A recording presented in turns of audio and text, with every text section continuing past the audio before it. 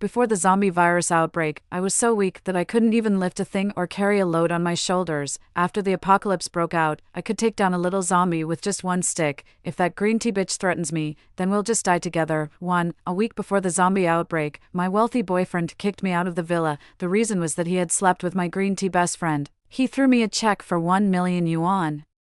Then put his arm around my green tea best friend and swaggered away. As a result, I used that 1 million yuan to buy a second-hand supermarket, which became the strongest fortress in the apocalypse. I spent a whole day organizing, classifying, and cleaning it. Then I stocked up on some snacks that I like to eat, ready to start my laid-back life, before falling in love with Adam. My biggest dream was to open a supermarket of my own, so that I wouldn't have to spend money on spicy strips in the future. I don't know what the previous owner of this supermarket was thinking, but he actually built an underground secret room. Its anti-theft level is top-notch. If he hadn't told me, I wouldn't have known such a place existed. The space is a full 20 square meters. There was a pile of messy things inside. I simply cleaned up the useless things, and then spent a lot of money on a comfortable and soft bed.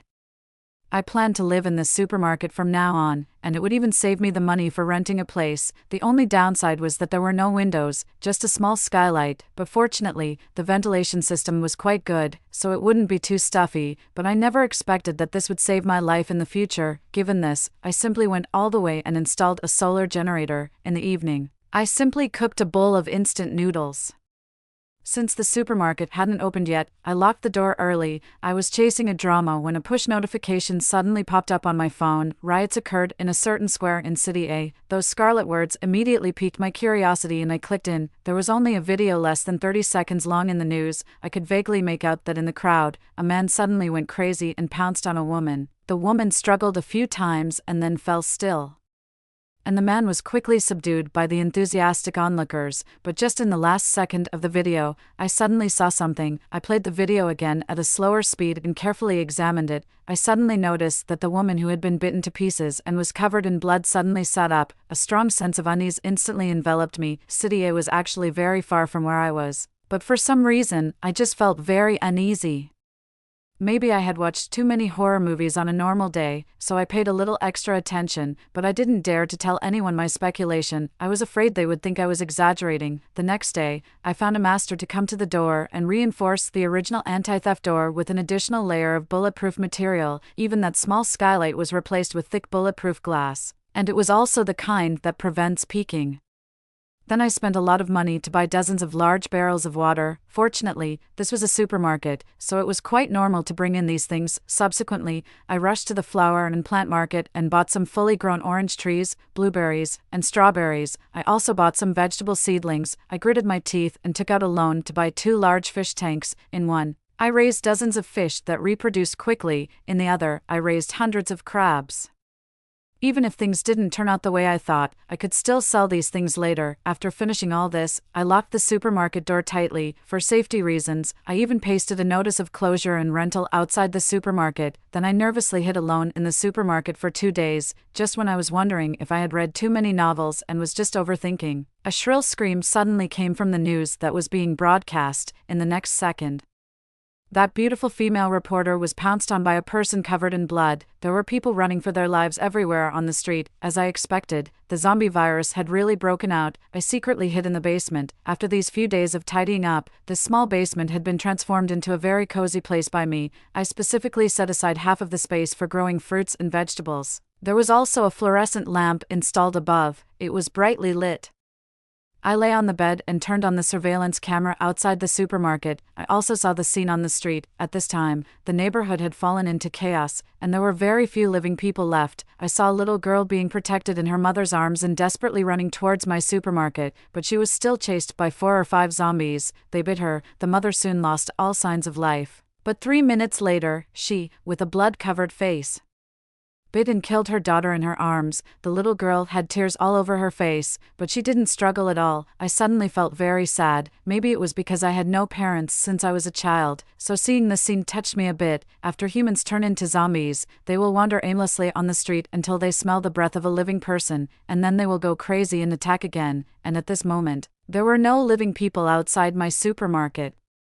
After a full 3 hours of silence, there was suddenly some movement in the property owner group on my phone. A woman asked if there were any survivors. People in the group responded to her one after another, but I didn't say anything. I just silently watched everyone discuss in the group, until a man suddenly mentioned me, to be precise, my supermarket. He asked if the owner of the newly opened supermarket downstairs was still there. Soon, the property management auntie mentioned me. I still didn't say anything, I just stared at the messages in the group with my eyes. I knew that in the apocalypse, human nature was the most unreliable thing among zombies. The chat in the group soon speculated that I might have been killed. This was also the result I wanted to see. I knew that a few days after the apocalypse, there would be large-scale water and power outages, and that would be the real disaster. The property owners in the group also seemed to think of this and started to set their sights on my supermarket. Someone said that I should have a lot of supplies here and suggested that everyone come to my supermarket to take refuge. I frowned. Although I thought they probably couldn't pry open my multiple anti-theft doors, I still paid extra attention. I watched the surveillance camera for a whole night. These zombies were very strange. Their activity frequency would decrease significantly at night. I suspected that these zombies had poor eyesight and bit people mainly by smell and hearing, so if someone really wanted to sneak into my supermarket, they should take action at night. In this way, I was actually safer during the day, so during this period, I almost adjusted my daily routine. I watched the surveillance camera at night and used the daytime to catch up on sleep, and once someone tried to break through my first anti-theft door, I had to prepare for the worst. I watched the surveillance camera for 3 consecutive nights, and finally someone took action. I saw 5 men carefully approaching my place in the dark. Despite it being summer, everyone was dressed very tightly. They had iron pots tied to their chests and backs. Although they were moving slowly, they soon reached the door of my supermarket. A man kept watch, and the leading man took out a crowbar and tried to pry open my anti-theft door. But soon he found that this door couldn't be opened just by brute force. Soon another man came out and took out a bunch of tools from his bag. I realized something was wrong. Obviously, one of these people knew how to pick locks. Fortunately, I had spent a lot of money on this door, so its structure was relatively complex. I watched the man whisper a few words to the others, and then his eyes suddenly became sharp as he looked over.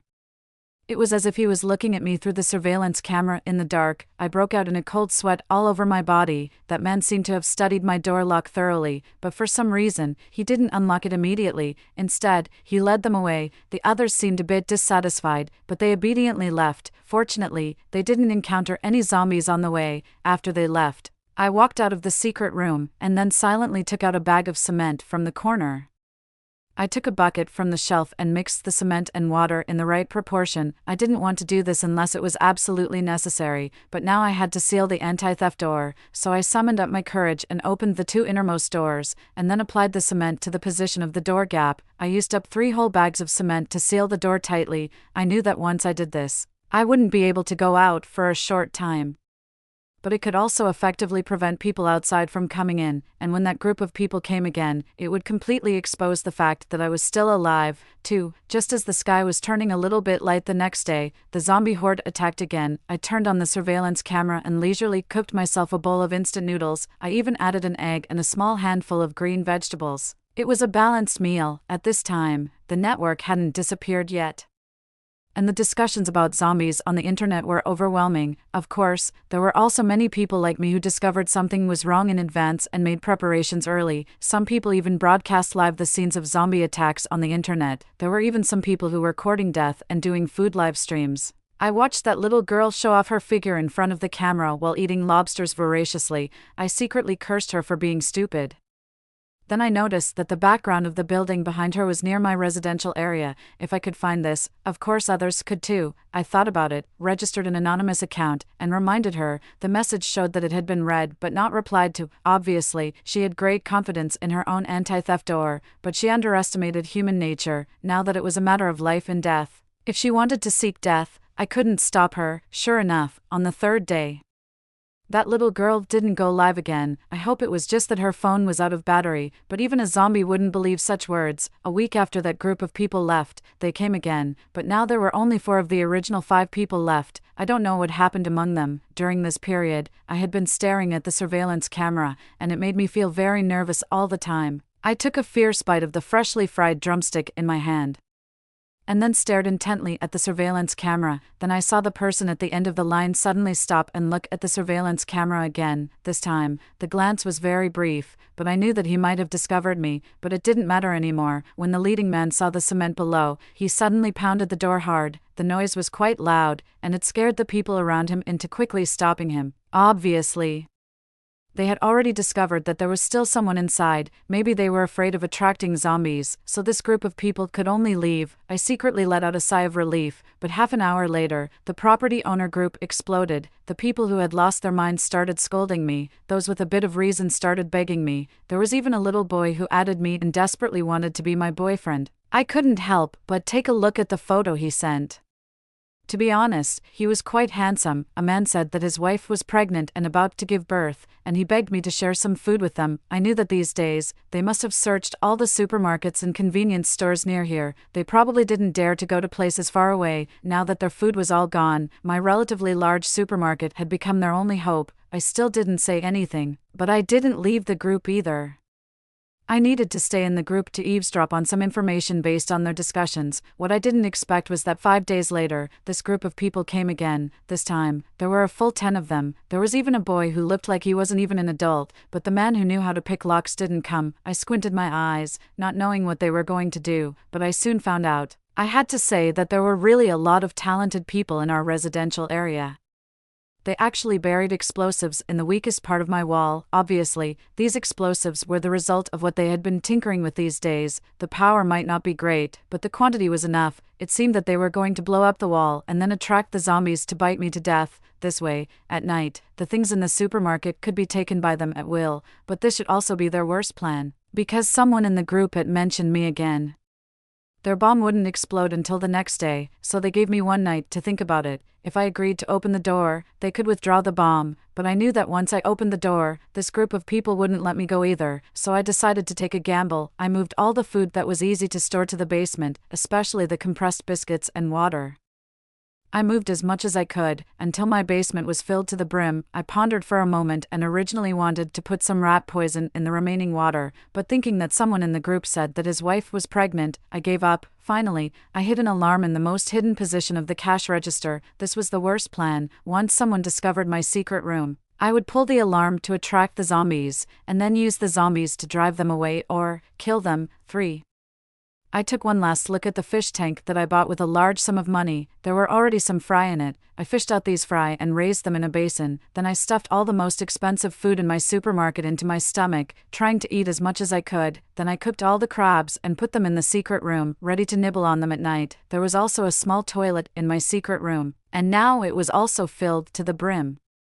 All kinds of daily necessities were stuffed in it. Looking at the still full supermarket, I let out a deep sigh and decided not to be greedy anymore. I honestly sneaked into the secret room, then I locked the entrance of the secret room, removed the ladder, and used a cabinet to firmly block the entrance. This cabinet was custom made by me, and its height just coincided with the ceiling. After finishing all this, I carefully stepped over the piles of mineral water and self-heating hot pots and squeezed into my small bed that could only accommodate one person at present. There were also piles of snacks on the bed now. If there were no zombies outside, this would simply be the dream life. I stared fixedly at the surveillance camera, then I heard a loud bang. The bomb outside exploded. I clearly saw that several pieces of the wall fell off and broken bricks rolled down.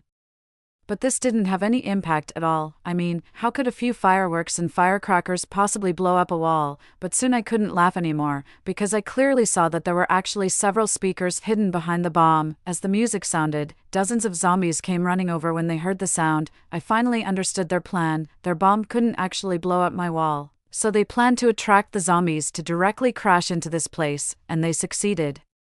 Because more and more zombies came, I even saw a few familiar faces among them. They frantically crashed into the wall, but the quality of that speaker was surprisingly good, and they couldn't break it no matter what. Then my wall couldn't bear the weight and collapsed. Half an hour later, the zombie horde retreated. When night fell, as I expected, those people came again. This time, it wasn't just those men. There were even a lot of women and old people. Some even came out as a whole family.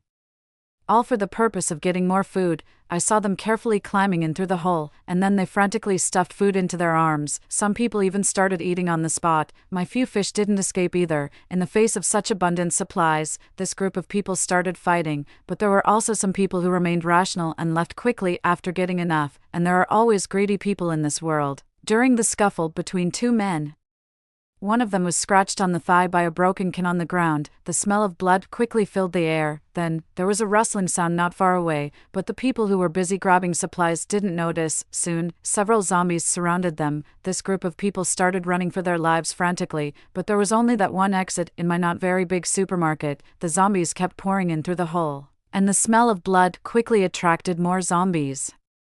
In the chaos, a girl was lifted up by her boyfriend and placed on the highest shelf. I saw her tightly covering her mouth, trying not to cry. Soon, her boyfriend was pounced on by a zombie. 5 minutes later, all the people here were bitten to death. Among the broken arms and legs, some people slowly struggled to get up. Their eyes were scarlet, and their faces were covered with ugly bloodshot lines, dense like cobwebs. When everything quieted down, the girl dared to whimper softly. She hid on the shelf and didn't dare to come down for a long time. To be fair, her boyfriend treated her quite well, at least better than that scumbag Adam. Not until the next night fell did the girl dare to carefully climb down. The sparse bloodstains on the ground looked even more terrifying in the dark, but this girl didn't cry anymore. She was extremely calm. To be honest, I admired her for this. I saw the girl go to the shelf and take some food. She didn't leave. Instead, she tore open the packaging and started eating directly. After having enough to eat and drink, the girl climbed out and picked up all the bricks on the ground. I watched her with great interest. Then I found that she took all the glue from the shelf and started using the glue to stick the bricks together, and then filled the hole in the wall. After barely patching up the wall, the girl pushed over the fish tank that I had placed on the ground. The fish tank was very large.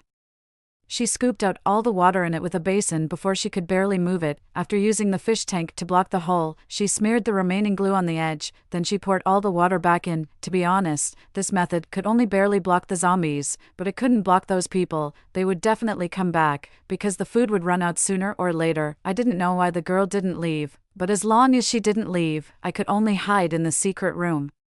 The next day, as soon as it dawned, a little light barely shone through the skylight of the supermarket. In the dim sunlight, the girl's eyes were extremely clear and calm. I shuddered for no reason, I don't know why, but she always gave me a very dangerous feeling, and this feeling was soon confirmed. For 1 month after the zombies surrounded the city, I was living quite comfortably in the underground secret room of the second-hand supermarket. This day, I was sitting with my legs crossed, eating potato chips that were about to expire, and watching the girl on the surveillance camera busily reinforcing the hole. Suddenly, she stopped what she was doing. Her bright eyes stared straight at me through the screen. I was taken aback. Had she discovered me? Sure enough, I saw her frown in confusion, and then she slowly walked over with a broom and smashed the surveillance camera hard. The screen in front of me instantly went black. I completely lost the surveillance of the supermarket. Listening to the sound of the girl's shoes stepping on the floor, making a pattering sound, I felt a sudden sense of panic in my heart. I even regretted not going up to slit her throat when she was sleeping, but it was too late to regret now. This girl was a ticking time bomb. Fortunately, the surveillance camera outside was still intact, and I could monitor the outside situation at any time. Soon, night fell and the zombie horde retreated again. This kind of situation continued for several days. As more and more people discovered the pattern that these zombies would only move during the day, more and more people came to search for food nearby, although there were also people who accidentally attracted zombies. Most people were safe. I knew that this situation should end soon, because the government had established a safe zone in the Northwest Desert. It was a place with few people, and there were few zombies. As soon as the zombie horde broke out, the military quickly took control of that place. I saw that many people had sneaked into the garage at night and drove away from this neighborhood with their families, but that girl didn't leave. She still lived in my supermarket. Sometimes she would knock on the floor, not knowing what she was looking for. I suspected that she had already discovered the existence of the secret room and even knew about my existence. 3 days later, the girl finally found the entrance to my secret room. She tried to pry open the wooden board but failed. Every day after that, I could hear the harsh sound of a knife scratching against the metal at the entrance, and there was a knife placed by my bedside. Once she dared to come in, I would kill her immediately.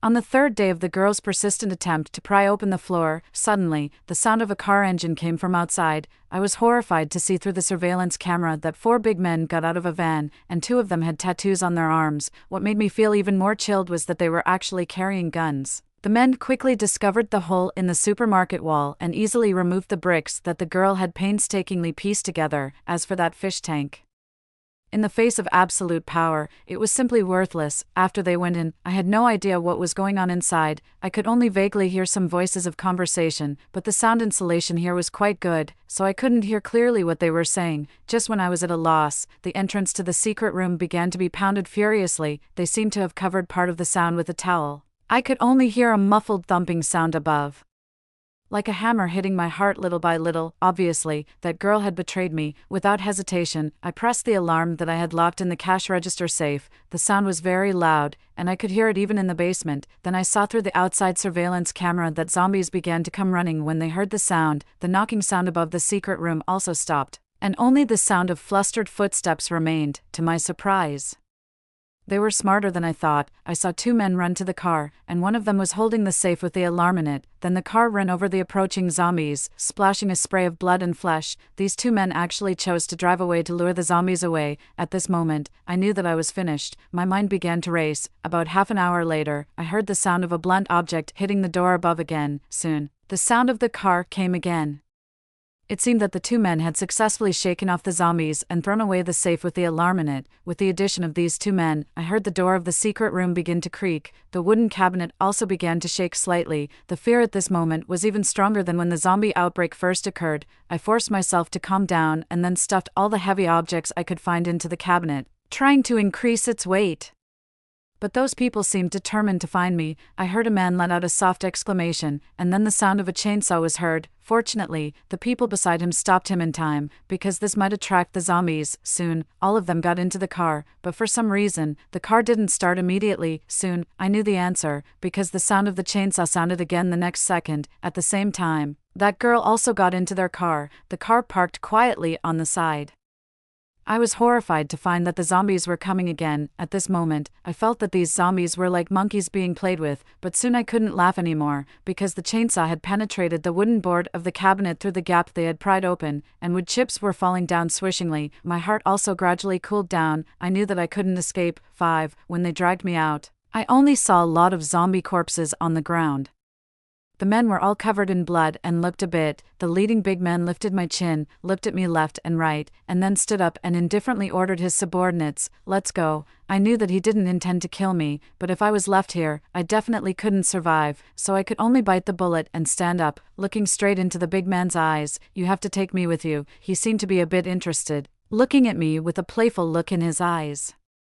"The safe zone you're going to now is 463 kilometers away from here. Even if you fill the car with all the supplies here, you definitely won't be able to last more than a week. You still need to refuel the car on the way. I'm familiar with the roads around here and can lead you out of the city at the fastest speed. Moreover, when you get to the safe zone, how will the 4 of you men live?" And I suddenly raised my hand and pointed at the girl beside me, saying in a clear voice, "I'm prettier than her." When I said this, all of them looked at me with a very strange look, but I straightened my back and let them look at me. This was true. That scumbag Adam fell in love with me because I was good looking. The leading man was silent for a while, and then he waved to the others and said, "Take her with us." A man opened his mouth and didn't seem willing, but he didn't say anything. I saw the girl beside me looking a bit stunned.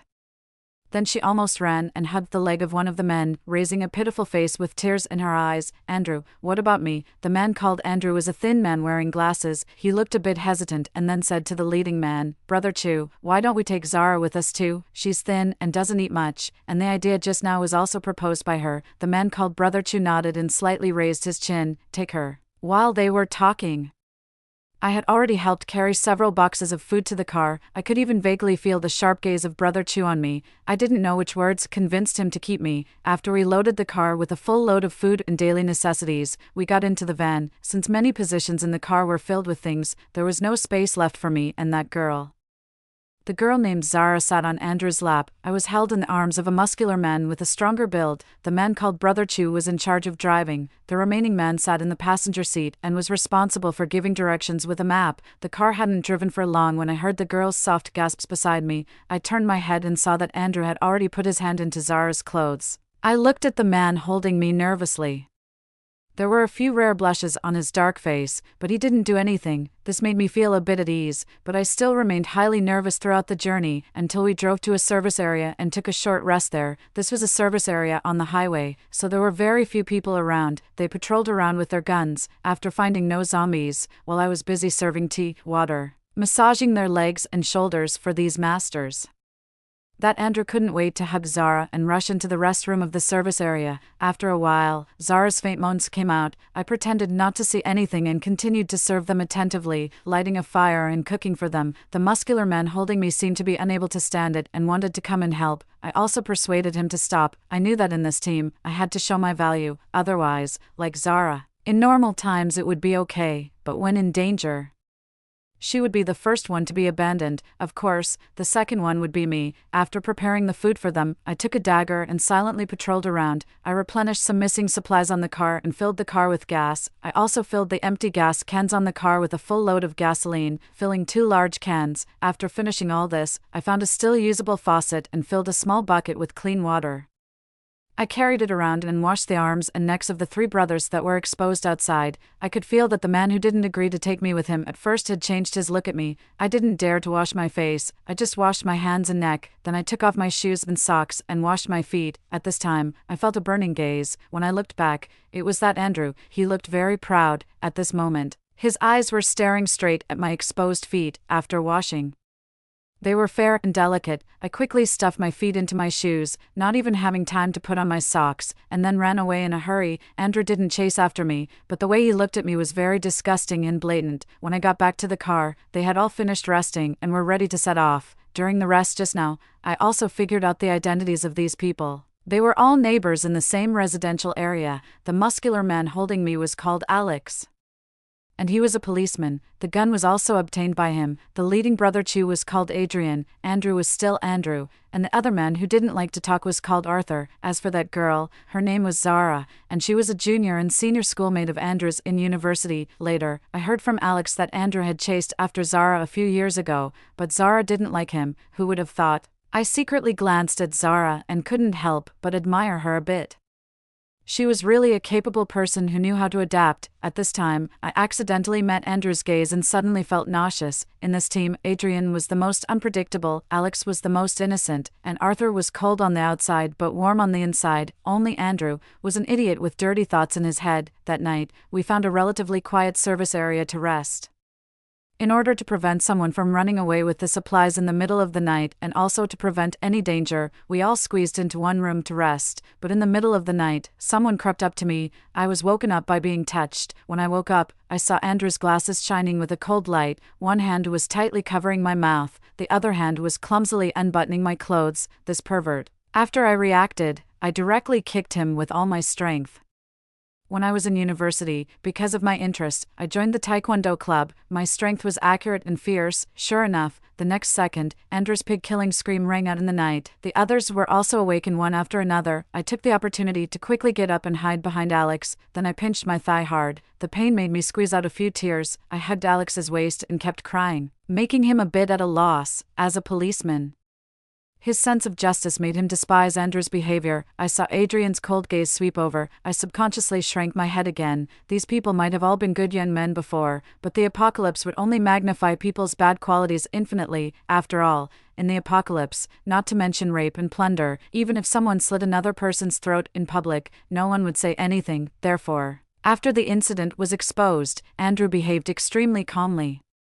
He was even extremely reasonable and straightforward. Adrian didn't say much either. He just gave him a punch and warned him to control his lower body and not cause trouble for them. I saw Andrew's face turn sinister all of a sudden. I suddenly felt a sense of unease in my heart, and my unease was soon confirmed. 5. Andrew ran away, taking Zara and a car full of supplies with him, and drove away without looking back. I had long known that Andrew couldn't be trusted, but I didn't expect him to be so unreliable. He took the opportunity when Adrian and the others got out of the car to search for supplies. He made an excuse that he needed to pee and then ran away directly with Zara. I was the first to discover it, but I only managed to grab one box of supplies from the car. When Adrian and the others rushed over, Andrew had already locked the car door. When Alex chased after him, he clung tightly to the car door with both hands.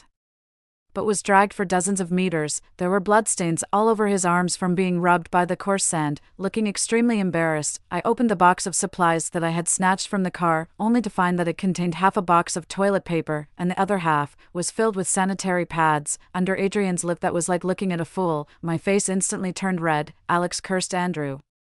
He was now very annoyed because Andrew had the best relationship with him on weekdays, and it was he who had helped to bring Andrew into the team and made Adrian agree to take him. But complaining was useless. At present, there were still 983 kilometers to the safe zone. Without a car, it was obviously impossible for us to reach there on foot. Fortunately, this time we stopped at a service area that wasn't too deserted. There were a lot of private cars in it, but at the same time, there were still a few zombies wandering around here.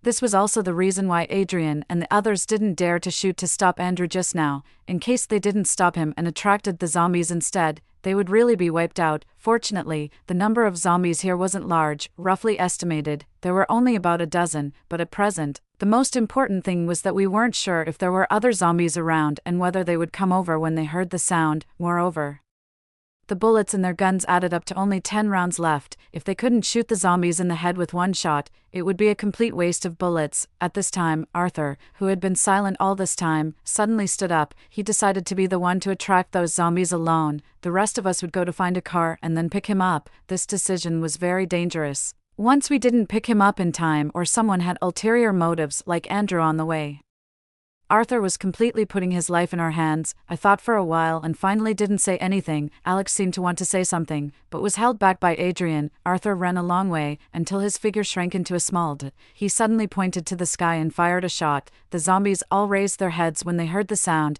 and then their eyes turned scarlet as they chased in Arthur's direction. After they all chased over, the three of us quickly started to act.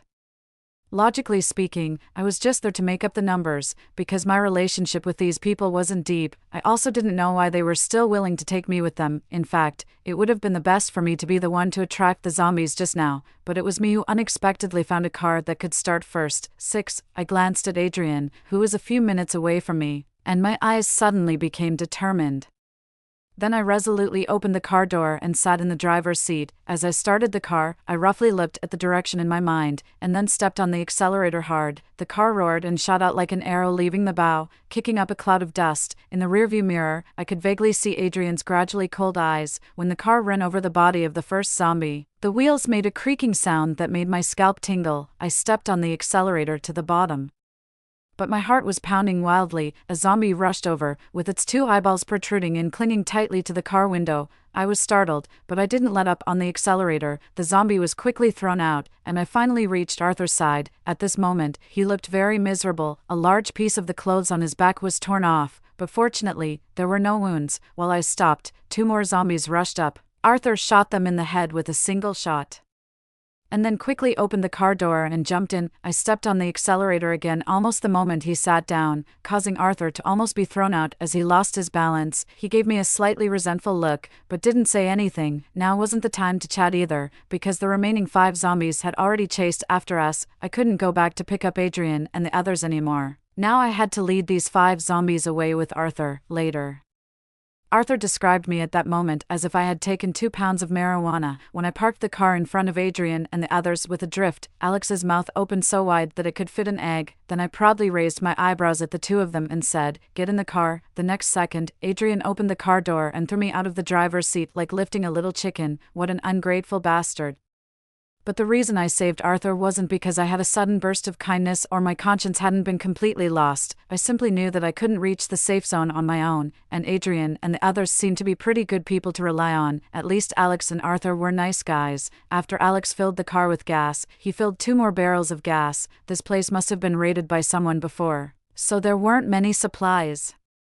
They searched the whole house and only found a few hard steamed buns and 2 packs of pickled mustard greens. This place wasn't suitable to stay for long, so we got on the road immediately after searching. Unexpectedly, things in this world were just so coincidental. It really was true that enemies always seem to meet. At the next service area, we met Andrew and Zara again, but their current situation didn't seem right, because there were 3 fierce-looking men surrounding them.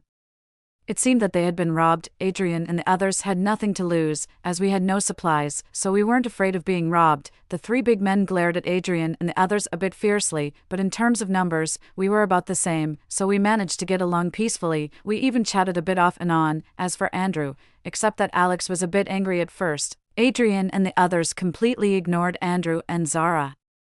Zara threw several flirtatious glances at Adrian and the others, but they were all ignored. It was me who saw it and threw a few flirtatious glances back at Zara, which made her very angry. The three big men took the initiative to strike up a conversation. Seeing us eating dry steamed buns, they even gave each of us an expired ham sausage and half a bottle of mineral water. They wanted to team up with us and go to the safe zone together.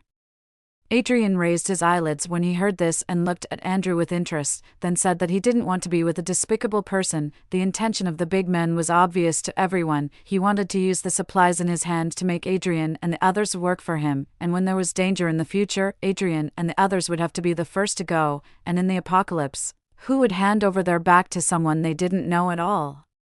Adrian said this just to disgust Andrew. We didn't see eye to eye, and there was no more conversation after that, but there was a person in the team who gave me a vague sense of familiarity, yet I couldn't remember where I had seen him before. 7. We just took a short rest at this service area and then continued on our way, but there was a person in the group that had robbed Andrew who always gave me a very dangerous feeling. However, fortunately, we didn't have much interaction with them. At this time, our group was gradually approaching the Northwest Desert. I had my period once on the way, and it almost attracted the zombies, but fortunately, it ended without any major problems. Later, we found that the blood of the zombies could cover up the smell, so we began to hunt down the lone zombies and smeared the blood on the car. This trick really worked, but later, when the water resources became scarce, we all smelled terrible, like beggars on the street. Adrian and the others even had thick beards. Come to think of it, they were already bearded when I first met them, so I didn't even know what kind of appearance was hidden under that thick beard. Now there were less than 300 kilometers to the safe zone, and our supplies finally ran out. This morning, Arthur had diarrhea and used up the last half roll of toilet paper. As a result, he had a look that said stay away from me all morning. Now we still had to drive for a whole day and night to reach the safe zone. And the closer we got to the safe zone, the more zombies there were, because the surrounding zombies would be attracted by the large-scale human activities, so if we wanted to get in, we had to break through the zombie horde. If we let a group of people who had been hungry for 2 days deal with the zombies, it was clearly like sending them to be the zombies' food, so the most urgent thing now was to find supplies as soon as possible. According to the map, the nearest place to us was City F, which was also the only big city near the safe zone. If we were lucky, we might even meet the personnel from the safe zone who came here to search, and then we could smoothly follow them into the safe zone. Of course, there was also a possibility of meeting other teams heading to the safe zone. It would be okay if the two sides got along peacefully. The most feared thing was that a conflict would break out. We waited until it was dark before daring to enter the city. As soon as we entered the city, we encountered an obstacle. Several zombies were wriggling their stiff bodies towards us. Fortunately, we had developed a good deal of tacit understanding along the way. With the cooperation of several of us, it was no problem to deal with 7 or 8 zombies. Even I could skillfully use a knife to accurately stab a zombie in the head. After dealing with these zombies, we skillfully smeared the zombie blood on ourselves. Arthur even removed a zombie's arm for self-defense. We entered the city very smoothly. The city was full of zombie corpses, with broken walls and ruins everywhere, and thick smoke rising. A few zombies were wandering on the street. They seemed a bit confused about our sudden intrusion, but at this time they were just mindless puppets. They couldn't judge whether we were the same kind. Of course, there were also some particularly reckless zombies. Once a zombie approached, Alex and the others would calmly twist their necks. What a group of savage humans. We swept through several convenience stores in a row, and only found 2 cans of stinky tofu that were about to expire in the corner. Alex's face turned completely black when he saw the stinky tofu. I wasn't picky about food, but eating too much of this stuff was really salty. We put the stinky tofu in the car and continued to search. Finally, we found half a bag of bread and 2 bags of frozen dumplings in the refrigerator of a house. Adrian and the others sealed the doors and windows and drew the curtains. I tested the gas tank in the house and found that it could still be used. It was a pity that there was no water coming out of the faucet. We could only fry the dumplings in a pan. There were 48 dumplings to be divided among 4 people. I only dared to take 8 dumplings for myself.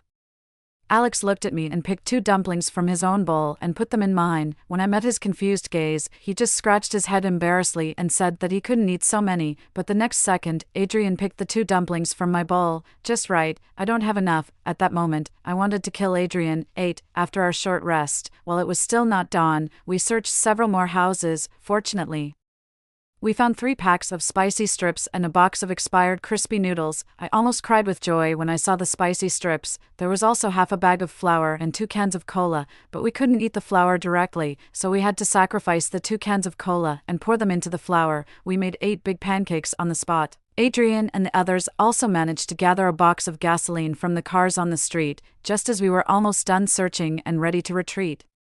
Suddenly a piercing scream cut through the night sky. Adrian was stunned when he heard it and actually prepared to go and investigate. I knew that he wasn't the kind of person who meddled in other people's business, and in the apocalypse, it was better to avoid getting involved in extra matters, but I didn't have much say in the team. Arthur and the others didn't have any objections either. Moving together with us were also a large number of zombies. The number of them made my scalp tingle. Soon, we saw a group of people surrounded by the zombie horde. When I saw the man and woman protected in the middle clearly, even with my composure, I couldn't help but swear. Question: when you encounter your ex-boyfriend and your green tea best friend surrounded by zombies, should you laugh first or clap first? I'm waiting online. It's urgent. I really didn't expect to meet Adam and Maya in such a situation. If I had known, I would have saved a pack of melon seeds from between my teeth to watch the show. It seemed that Alex noticed my abnormality. He asked me with great interest, "Do you know them?" I knew them more than just knowing them. I nodded excitedly and was just about to tell him the stories between me and those 2 people when Adrian interrupted our conversation. "Get ready." "What? Get ready for what?" I looked at Adrian's face covered by his beard and suddenly had a rather cheesy thought in my mind.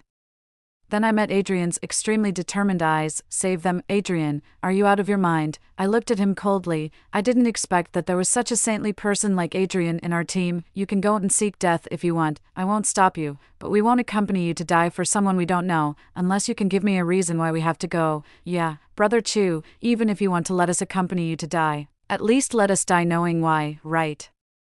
Arthur said in a deep voice. Alex also looked at him steadily and quietly blocked his way. While we were talking, the zombies had already surrounded Adam and the others. Adrian lowered his head and looked at me, saying in a faint voice, "What have you noticed?" I frowned and looked carefully in Adam's direction again. He and Maya were in the middle position, protected by a group of people. It was reasonable to say that in the apocalypse, this group of people had no reason to protect them, unless there was something on the 2 of them that they had to protect, and this was likely to be related to their lives. Could it be? I looked at Adrian in surprise and disbelief. He shook his head and said that he wasn't sure either. "If you want to know the answer, the only way is to save the 2 of them first." I nodded and expressed my agreement. It was a bit risky, but it wasn't a big problem. Arthur should also have realized something and stopped speaking. Only Alex, scratching his head, wanted to ask something, but finally didn't open his mouth. He had unconditional trust in the few of us. The group of people protecting Adam had already started fighting with the zombies. I saw Maya leaning weakly on Adam with a delicate look. It was really annoying. I still had to save these 2 people. Although I was extremely dissatisfied in my heart, I still took action quickly. Arthur was responsible for driving the car to pick us up. We were responsible for rescuing the 2 of them from the rear. When we arrived, the group of people protecting Adam had almost all been killed, with these people fighting in the front. Rescuing Adam and the others was a bit smoother than we expected. When we were retreating, I saw Maya clinging tightly to Alex's arm. In her opinion, the big and strong Alex should be more secure. The weak Adam could only follow us alone, but I could feel his gaze falling on me from time to time. I was dealing with the zombies that came running when I heard the sound and also keeping an eye on the 2 of them at the same time. Just then, a zombie rushed towards Maya. She let out a scream and actually pushed Alex out heavily. Alex lost his balance due to the sudden push and could only use his arm to block the zombie's attack. Even though I quickly rushed over to deal with that zombie, Alex's arm was still bitten with a bloody wound. My heart instantly turned cold. Alex's face also lost its color. He looked at me in surprise, and the culprit, Maya, had already hidden behind Adam. The incident just now happened too quickly. If I hadn't been paying attention to Maya all the time, I wouldn't have seen her actions, but now wasn't the time to blame her. I quickly cut off the piece of flesh on Alex's arm that had been bitten. This could barely prevent the spread of the zombie virus. Then I protected Alex behind me and covered their retreat. Adrian also came to my side at this time. Maya's scream attracted a lot of zombies. It was a bit difficult for me and Adrian to deal with them. Several times we almost got scratched by the zombies. Fortunately, at this time, the sound of the car engine finally came. Arthur had arrived in time, but just then, the zombies in the city, for some unknown reason, rushed towards us like crazy. Just then, Alex pulled me and Adrian behind him. He picked up an abandoned iron rod lying on the roadside and rushed towards the zombie horde with a shout. The last word Alex said to us was, "Go." Adrian was silent for a moment, then pulled me and ran. I looked back and saw Alex gradually being swallowed up by the zombies. The big boy who would blush when he smiled was gone just like that, and we finally managed to escape into the car. 9. The car accelerated and drove for more than an hour before stopping in an open field. I looked coldly at Maya, who was cowering in Adam's arms, and then roughly pulled her out of the car. "What are you doing? You're crazy," Maya shrieked hysterically without any scruples. I directly slapped her across the face. "Shut up." I ripped off the mask on my face. When Maya saw my face clearly, a look of surprise and uncertainty appeared on her face. "Cleo," it seemed that my good best friend hadn't forgotten me. Maya and I were in the same high school. And then we went to the same university. Because of our old classmate relationship, I had always been very nice to Maya. She was beautiful and delicate, and I had always been kind enough to help her fend off those annoying suitors. Later, I found out that all those so-called annoying suitors were actually people she had secretly flirted with. Maya, long time no see. I took out the short knife that I had used to deal with the zombies just now. The blade was already dark red from the blood. "Cleo, what are you going to do?" Maya was obviously nervous. "You owe me a life, and you have to pay it back, right?" "Cleo," Adam walked forward with a troubled expression. I looked at him coldly. "Don't call me that. It's disgusting." Adam opened his mouth, but didn't say anything. He just silently stood in front of Maya. TSK. This apocalyptic love was really touching. Adrian and the others should have seen the grudge between me and Adam and the others, so they didn't interfere. But I knew that I couldn't kill Maya now, but it was necessary to scare her a little. "Arthur, pull this annoying person away from me." Arthur was also very angry at this time. Alex's death had hit him hard. He silently took Adam away and even had the foresight to cover his mouth. Maya looked at me and suddenly calmed down. There was even a sneer on her lips. "Cleo, you can't touch me. Without me and Adam, you won't be able to enter the safe zone." Sure enough, I was shocked in my heart. But I still frowned and deliberately pretended to be. "Who are you trying to bluff? I know exactly how much you're worth. As for Adam, what does he have besides a little money?" Maya looked at me with a look of disdain. "The safe zone is already full now. It's impossible to accept any more survivors. Even so, what ability do you have to get in? Because Adam has been bitten by a zombie." When she said this, not only me, but even the always calm Adrian showed a look of surprise.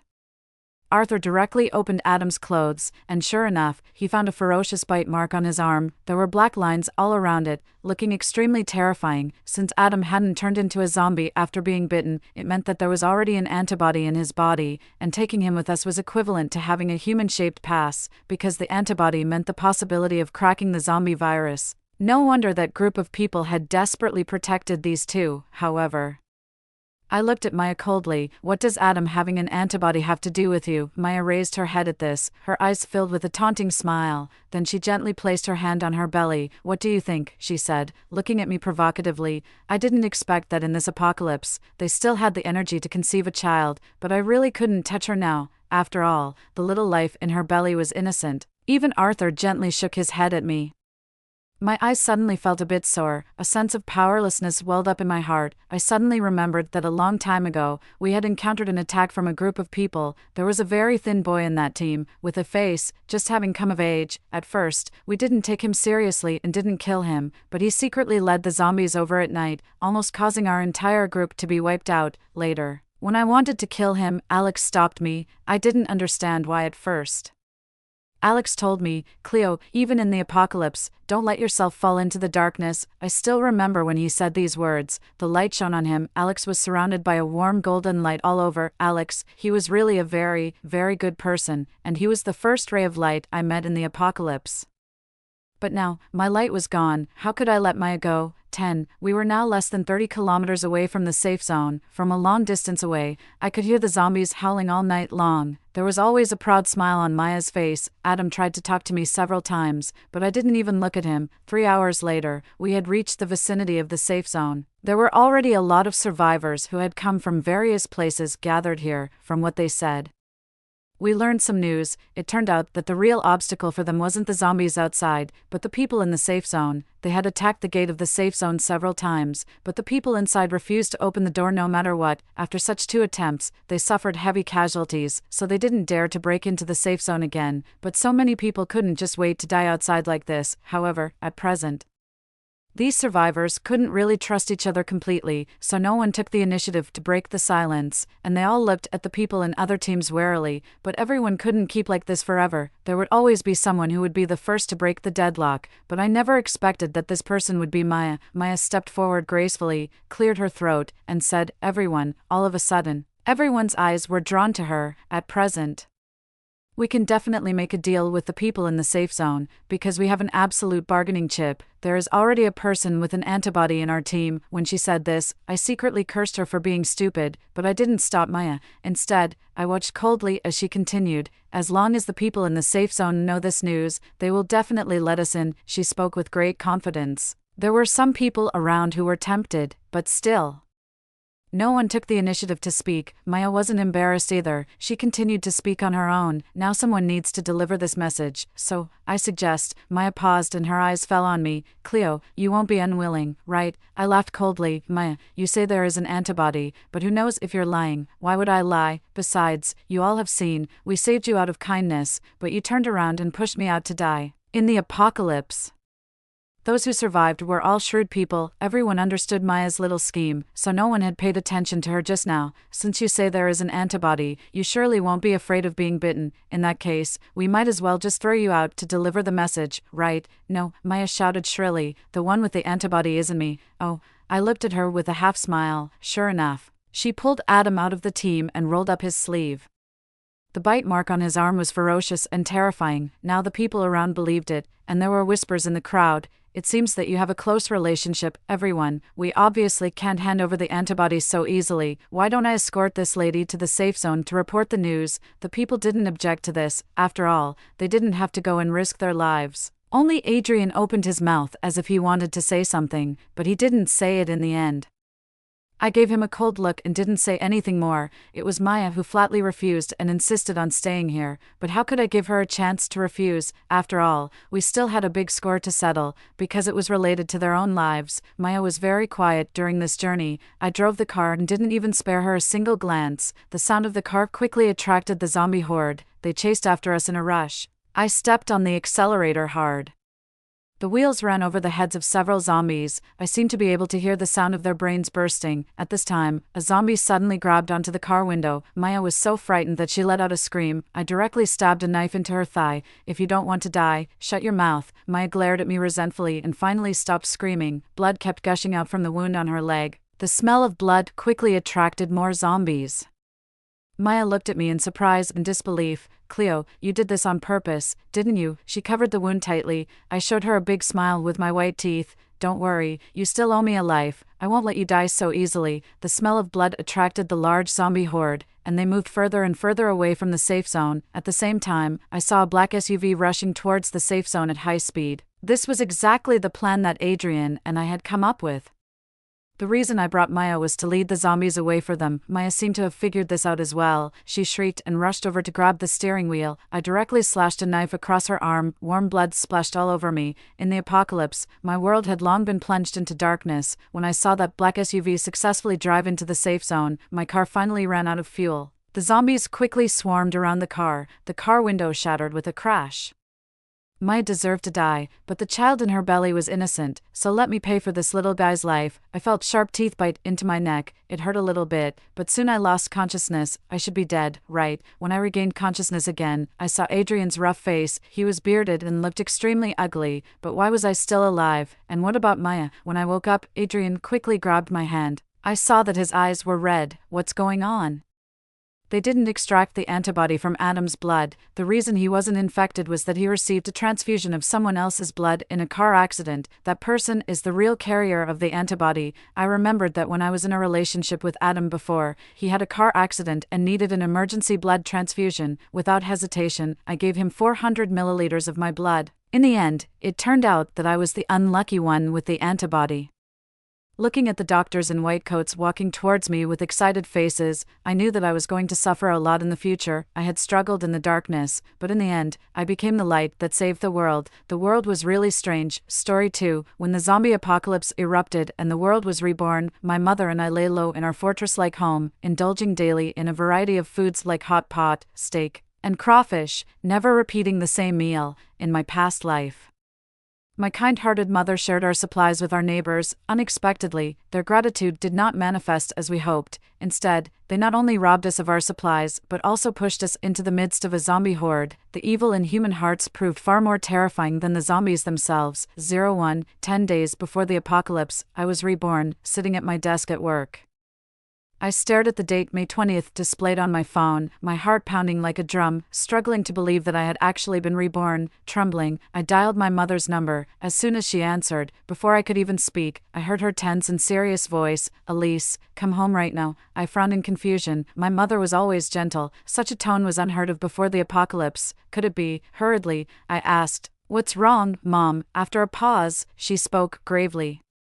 "What if I told you that zombies are about to erupt and the apocalypse is near? Would you believe me?" "I believe," I replied quickly. To my delight, it turned out my mother had also been reborn. This saved us a lot of trouble. I could openly stockpile supplies without worrying about her giving them away to others. After all, no one would want to relive our past experiences. We decided to go home and plan our strategy. I found an excuse to take 10 days off work and headed home. Before leaving, I warned a close colleague, "The situation is unstable, better stock up on supplies at home to avoid trouble in case of a lockdown." Remember what happened in City S? Even money couldn't buy you necessities. This hint was more practical than telling them about the impending zombie threat. After all, without the knowledge from my past life, I wouldn't have believed in zombies either. Our abilities were only sufficient for self-preservation, and that was all we could manage. On my way home, as I entered a list of supplies into my phone's memo app, a thought struck me. If people broke into our apartment like last time, hoarding supplies would be pointless, as they'd just get stolen.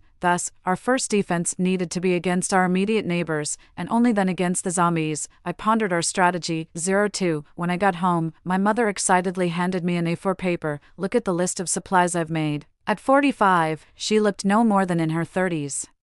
Dressed in a red spaghetti strap dress, her long wavy chestnut hair reaching her waist, her fair skin and bright eyes sparkled as if to say, "Am I impressive? I've got our supplies sorted out so quickly." Honestly, my mother truly deserved the title beautiful woman. With a maturity that blended with a touch of youthful charm, her allure was undeniable, attracting many admirers. In contrast, I wondered why I hadn't inherited any of her traits, with a round face, small eyes, dark circles, and bags under my eyes. As a 22-year-old computer science student and coder, my daily attire consisted of a white t-shirt and jeans. I had already given up on managing my looks at such a young age. Fortunately, my optimistic nature, coupled with my mother's constant and effortless praise, meant I never really saw this as a problem. Looking at the list, it was less a list of supplies and more a menu. 1,000 buckets of bottled water, 50 cases of bottled water, 100 large bags of rice and grains, 100 self-heating meal boxes, 100 cases of instant noodles and snail noodles, 500 pounds of various frozen meats, 100 pounds of various dried vegetables and fruits, 100 cases of snacks. In the early days of the apocalypse, we lived comfortably because hoarding food was one of my mother's hobbies.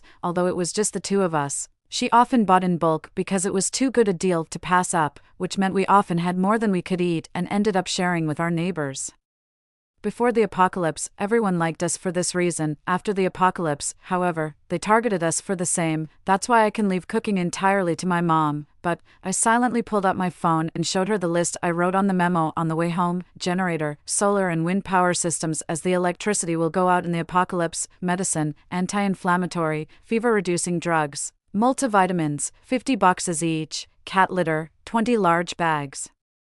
Convenient if the sewage system gets blocked, gas masks, 100 sets, safety, strong locks and barricades, self-defense/attack weapons, clubs, knives, etc., surveillance, pinhole cameras, telescopes, etc. My mother immediately gave me a thumbs up and went into full praise mode. "Sweetheart, you're so thoughtful. How do you manage to be so kind, cute, and meticulous?" I was flattered inside. But as a woman in STEM, I had to maintain my cool demeanor. I had to break a harsh truth to her. "Mom, Our house can't fit all this stuff. My mom, she glanced at our modest 3-bedroom apartment of about 100 square meters, fearing just the 1,000 buckets of water would take up 2 bedrooms. I said, also, what if, like in a past life, neighbors break in? How can we, 2 weak women, protect ourselves? All these supplies would just be handed over to others, and then we would be pushed out to feed the zombies. My mom. 03. Me. Lastly, how much money do we have left? I know this one.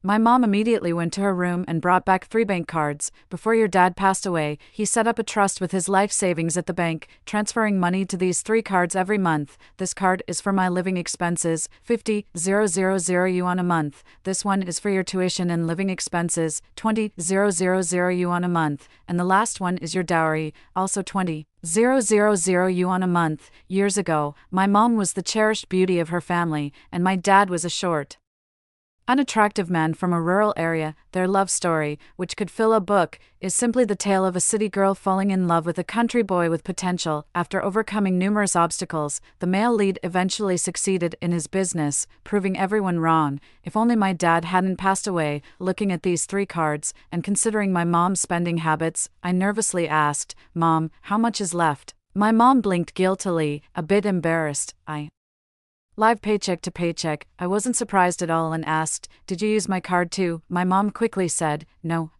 your tuition card still has 430,000 yuan. I've never touched the dowry card. Your dad made me promise not to." I immediately calculated the total savings. 20,000 a month means 240,000 a year, 4 million in 10 years. Plus 430,000 from the tuition card, and my own savings from my salary, 220,000, making a total of 305 million yuan. This was more than I expected.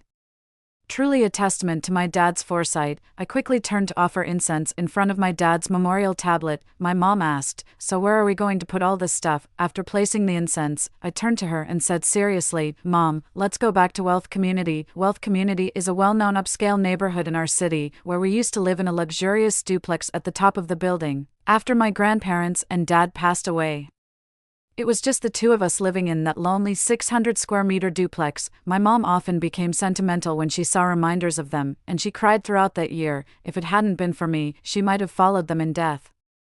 Later, I suggested moving, which led us to our current 3-bedroom apartment. That's when my mom started to love hoarding, saying that filling the house made her feel accomplished, that it felt like having a home. But as precious as the memories of our former home were, life is more important. After 10 years, I believe she can face it. I continued, "Mom, think about the past life. Dad and Grandma and Grandpa definitely wouldn't want us to be bitten by zombies. We need a safer place, remember? Dad said that place used to belong to some mysterious big shot, with top-notch security. Even the windows are bulletproof. Plus, the 600 square meters over 2 floors can surely accommodate everything on this list. Here's a mission for you. Fill up 550 square meters, and just leave 1 room for the 2 of us to sleep in." My mother's eyes suddenly lit up. "All right, let's go back and move now." I stopped my mom, who was about to start packing. "Don't rush. We can move tonight, Mom." "Mom, did you forget how we were betrayed by people in our community in our previous lives? The evil in people's hearts is far more terrifying than zombies, so we must be cautious of people from both communities and not let anyone find out where we live. All our supplies must be moved in quietly in the middle of the night." "That makes sense. You always think things through." My mom nodded, realizing it a bit later, at 3 a.m. that night.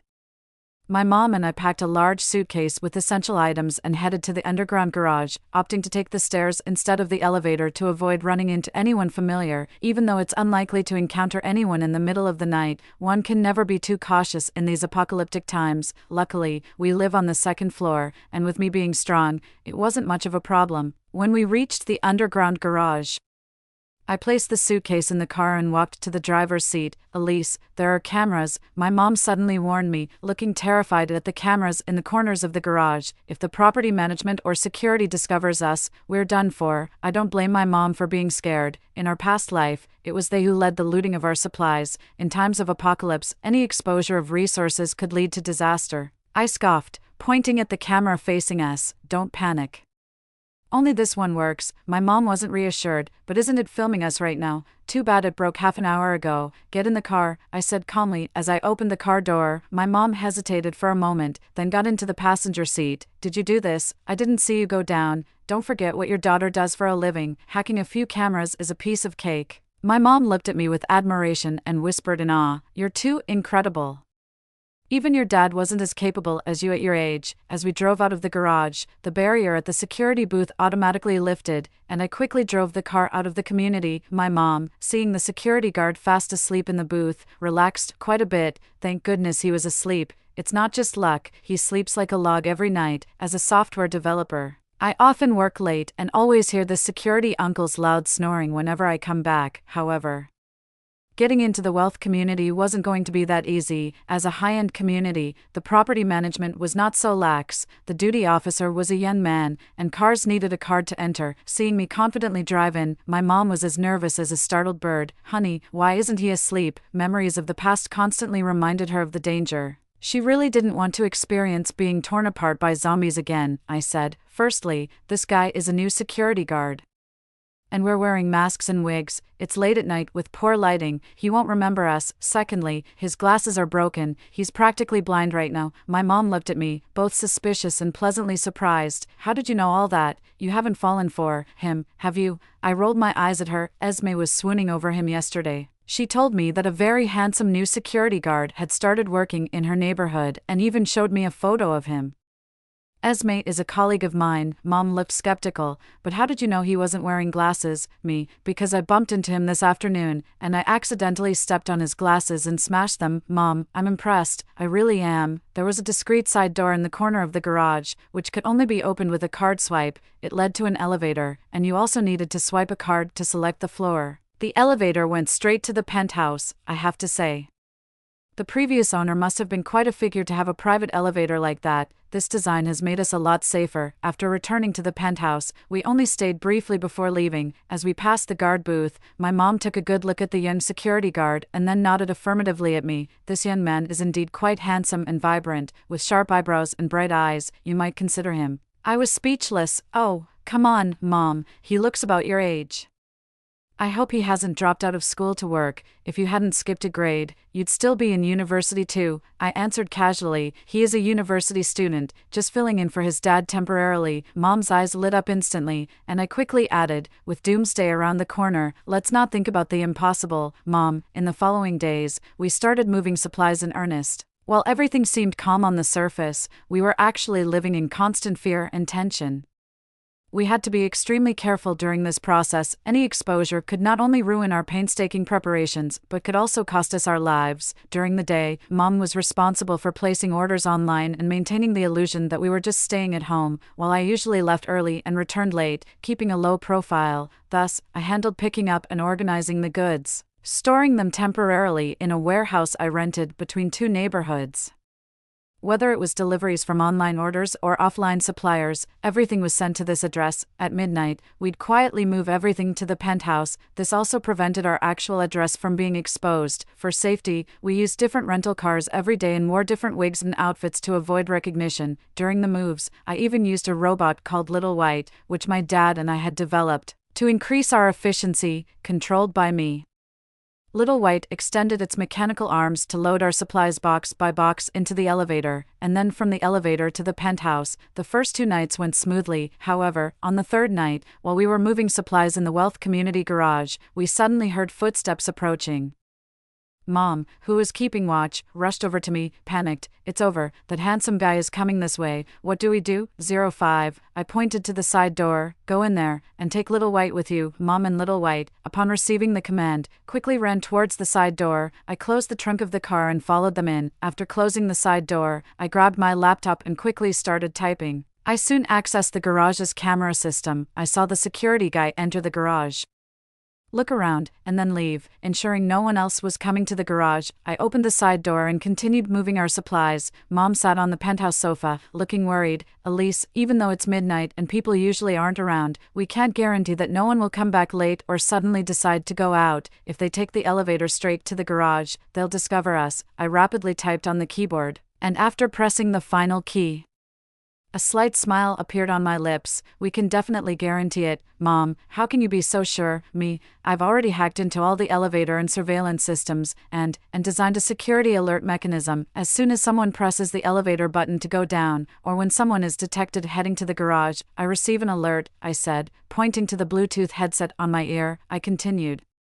"All we need to ensure is that no one shows up during the 10 minutes we're unloading the goods into the elevator. If I get an alert, we'll do as we did today, quickly hide in the elevator room and close the secret door." My mom's eyes sparkled as she ran over and hugged me, lavishly praising me without any sense. "My dear, how are you so brilliant?" All I could do was coolly chide her for making a fuss over nothing. Over the next 3 days, relying on this alarm system, we safely moved most of the supplies. I accidentally stepped on the security guard's glasses again, and as compensation, I took him to the eyeglass shop and got him a pair of expensive handmade glasses, which would take 3 days to be ready. We applied a one-way privacy film to all the windows. The original glass was already bulletproof and had excellent soundproofing, as long as we didn't make unusually loud noises. Nothing could be heard from outside. Half of the second floor is a terrace, about 120 square meters, which had already been enclosed with glass. After I applied the privacy film, I also installed a rainwater harvesting system. The rainwater passes through 3 filters and flows into a row of water tanks. This water could serve as an emergency supply in case of water cuts, while bottled water was reserved for drinking. To save space, we only stored 500 bottles. I calculated that even if we used 1 bottle every 2 days, we could last for 1,000 days.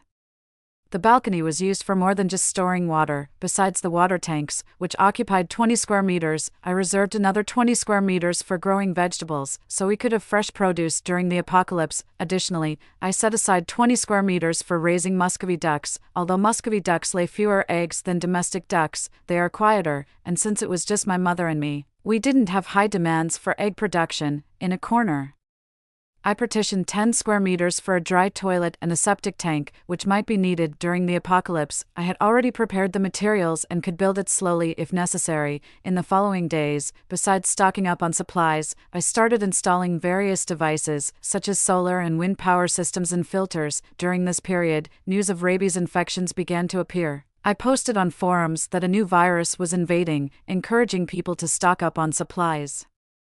Given my credibility on the forums and having many loyal followers, many people joined the stocking action. The day before the apocalypse, my mom and I, carrying our suitcases, greeted our neighbors in the community, saying we were going on a trip. We drove around the suburbs for a day and then checked into the top floor of the wealth community at midnight. May 31st, the apocalypse arrived, 06. I slept until noon, the most peaceful sleep my mother and I had had in 10 days. Our preparation during those 10 fearful days bought us a moment of tranquility, allowing our constantly tense nerves to finally rest. My mom prepared an extravagant meal of spicy crayfish, fried chicken, and chilled red wine to celebrate our rebirth. As I was ready to indulge, my mom disappointingly pushed a bowl of millet porridge towards me, sweetly saying, "Have half a bowl of porridge first to warm your stomach." Who wants to eat millet porridge with all this delicious food in front of me? Just as I was about to refuse, my mom batted her big eyes, her voice as gentle as could be. "Just half a bowl." I cringed. "Fine, I'll have it. Just stop that." Satisfied, my mom withdrew her flirtatious expression. After the millet porridge, I eagerly picked up a crayfish, meticulously peeling the shell. A bite of the whole shrimp fills my mouth with a unique, savory flavor. I pick up my glass and clink it with my mom's, taking a sip of the chilled red wine. It's refreshingly delightful.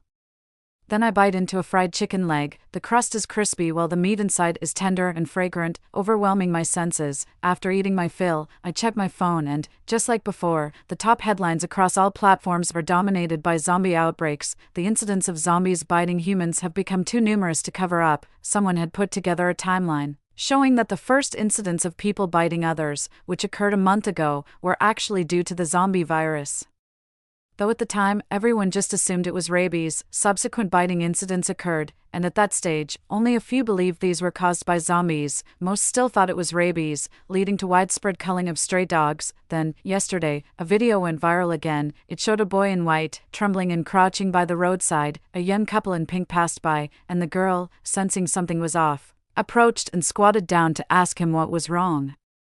The boy didn't look up but continued to shake. Getting no response, the girl stood up to discuss something with her boyfriend. Just then, the boy in white suddenly stood up, lunged at the girl, and buried his head in her neck, making sucking motions. The girl screamed in terror. Her boyfriend tried desperately to pull the boy away but couldn't budge him. Eventually, several passers-by intervened, and they managed to pull the boy away. The girl, shaking, hid in her boyfriend's arms. The boy in white quickly attacked another passerby, a man in black, and it took a combined effort to restrain him again. They tied his hands behind his back with a rope, and others secured his legs. Despite this, the boy continued to struggle and howl, his face contorted in a way no normal human would. By then, people might still believe it was just a case of rabies, but within 10 minutes, the girl who was initially bitten suddenly turned and started biting her comforting boyfriend. Meanwhile, the man in black who had been sitting by the roadside, also previously bitten, stood up and attacked someone in the crowd. People scattered like ants on a hot pan. Yesterday, this topic was quickly suppressed on social media, even though some began to believe in the zombie virus. No one had anticipated that the virus would spread so fast, leaving no time for preparation. Just that morning, all supermarkets and convenience stores were raided empty. Some managed to take their supplies and hide at home, while others were attacked by zombies while shopping or on their way home. The owners' groups for the 2 residential areas I belonged to exploded with activity, as everyone frantically shared and discussed various videos of zombie attacks. Initially, some rational voices insisted these were rumors, that the videos were fake, but then, people started sharing first-hand accounts of zombie incidents, with victims turning and biting others within minutes. Thankfully, they had managed to escape. Eventually, more and more residents reported seeing zombie incidents firsthand. Everyone had to accept that a zombie outbreak had occurred. Those outside rushed home, while those at home worried about dwindling supplies. Meanwhile, in the online forums I frequented, the scene was quite different. My inbox showed 99+ messages, all filled with words of thanks and admiration. Respect to the master, you saved me. Luckily I followed your advice and stocked up on supplies early. Now I'm safely hiding at home. My family scoffed when I gathered supplies, but now, my status at home has skyrocketed, thanks to your heads up. I've stockpiled enough to stay home for a year without any issue. These accolades of master stem from the technical tips I used to share regularly, which over time earned me this nickname. It was also due to the influence of this alias that I simply hinted at the impending outbreak and urged everyone to stock up on supplies. When I included a list of supplies in my message, many homebodies believed me and took action. This could be considered a way for my mother and me to give back to society after our rebirth, although we are safe for now. My mother and I have agreed not to respond to anyone's messages, pretending that we were killed by zombies while traveling. We don't have other direct relatives, and our close friends have already been kindly advised to stock up on supplies. In fact, we have sent them quite a few supplies under various pretexts. This is all we can do. In this apocalypse, keeping a low profile and ensuring our own safety is paramount. Using a telescope, I surveyed the neighborhood. There were no longer the usual crowds inside or outside the complex, just a few scattered individuals. Looking further afield, I saw a dense crowd of people running in this direction. On closer inspection, the leaders were 2 men and 2 women, followed by a horde with red pupils and ferocious faces. Zombies. These 4 people were being chased by zombies. From my experience in 2 lifetimes, zombies can identify living beings through sight, hearing, and especially smell, which is more sensitive than in normal humans. They have an almost instinctive craving for the scent of blood. Rather than saying their targets are living humans, it's more accurate to say they are drawn to the warm, pulsating blood within these living beings. Blood is what truly attracts them. Although zombies are not fast, they are numerous. The noise made by these 4 people has drawn zombies from all directions toward them. My heart raced.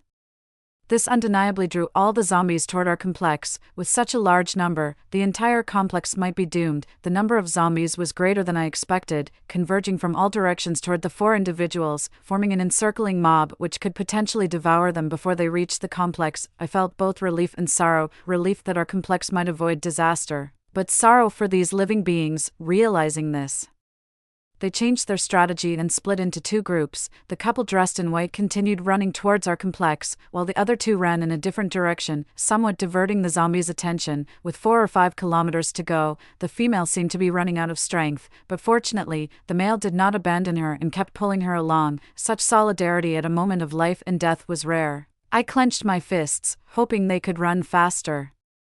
With only 1 kilometer left to the complex, the woman slowed even more. At one point, a zombie grabbed her and was about to bite when she screamed in terror. Just then, the man kicked the zombie away and pulled the woman towards the complex. As they approached the entrance, only a few hundred meters away, they were increasingly surrounded due to the woman's slowing pace. Reality is cruel. Originally, one could have survived, but now, because of the effort beyond his capacity, another life must be sacrificed. Just when I thought they were both doomed, the woman suddenly and violently pushed the man into the horde of zombies. The man, stunned, watched her receding back as he was quickly overwhelmed by the zombies. The hot, pulsating blood in a living body is what drives zombies wild, and the man had no chance to struggle or scream before being devoured. Most zombies were attracted by the man's blood, allowing the woman to escape.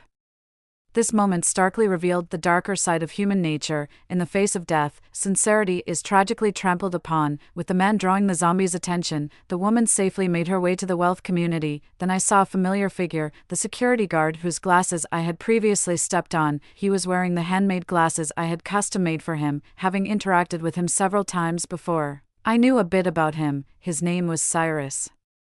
And he wasn't actually a security guard but a student from the well-known university in our city. He was here because, it was only because his father needed to return to his hometown on short notice that he had him fill in temporarily. Cyrus quickly opened the small gate as he saw someone running towards it, pulling the girl inside. Another man used a long stick to forcefully swing at the few approaching zombies, causing them to instantly fall to the ground.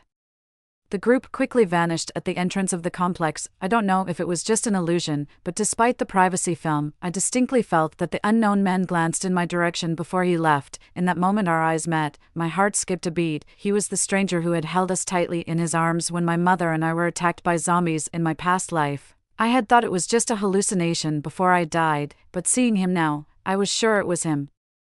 Yet, I was even more certain that I did not know him. Who is he really? Why did he save us in my previous life? Knowing full well it was a likely death sentence, it seemed less like a rescue and more like a mutual end, and I had a strong premonition that he knew we were recovering. Although his actions in my past life memories seemed friendly, I couldn't find any reason to justify such behavior. So I found no reason to trust him.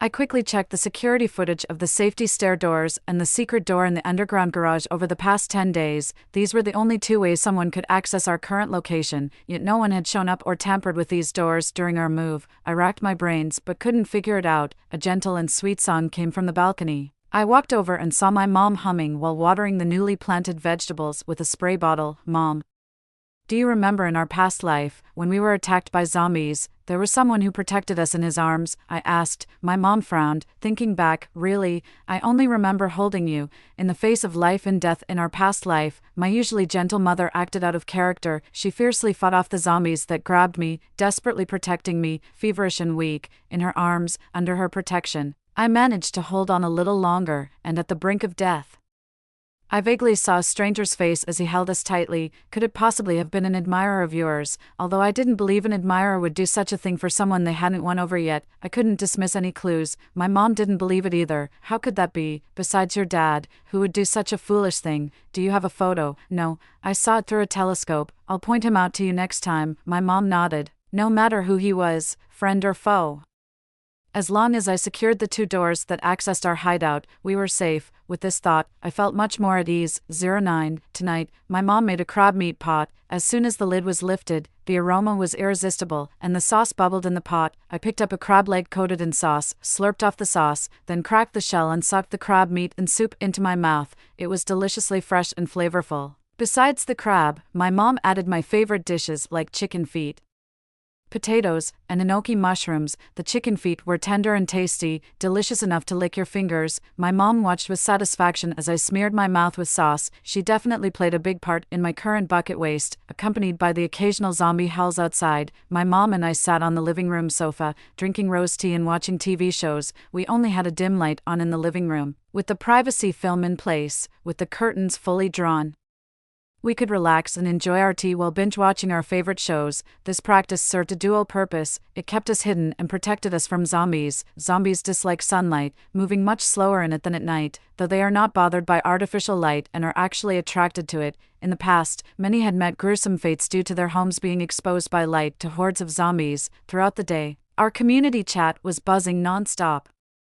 Following the local council's request, the property managers began a roll call to count the survivors. We, of course, stayed silent. Nobody in the wealth community knew we had moved here, so we were off their radar. However, in the chat group of the old neighborhood, someone mentioned us. Is no one at 203 Surant's house? My mom was quite popular in the community due to her generosity, and quite a few people were looking for her. Someone in the group responded.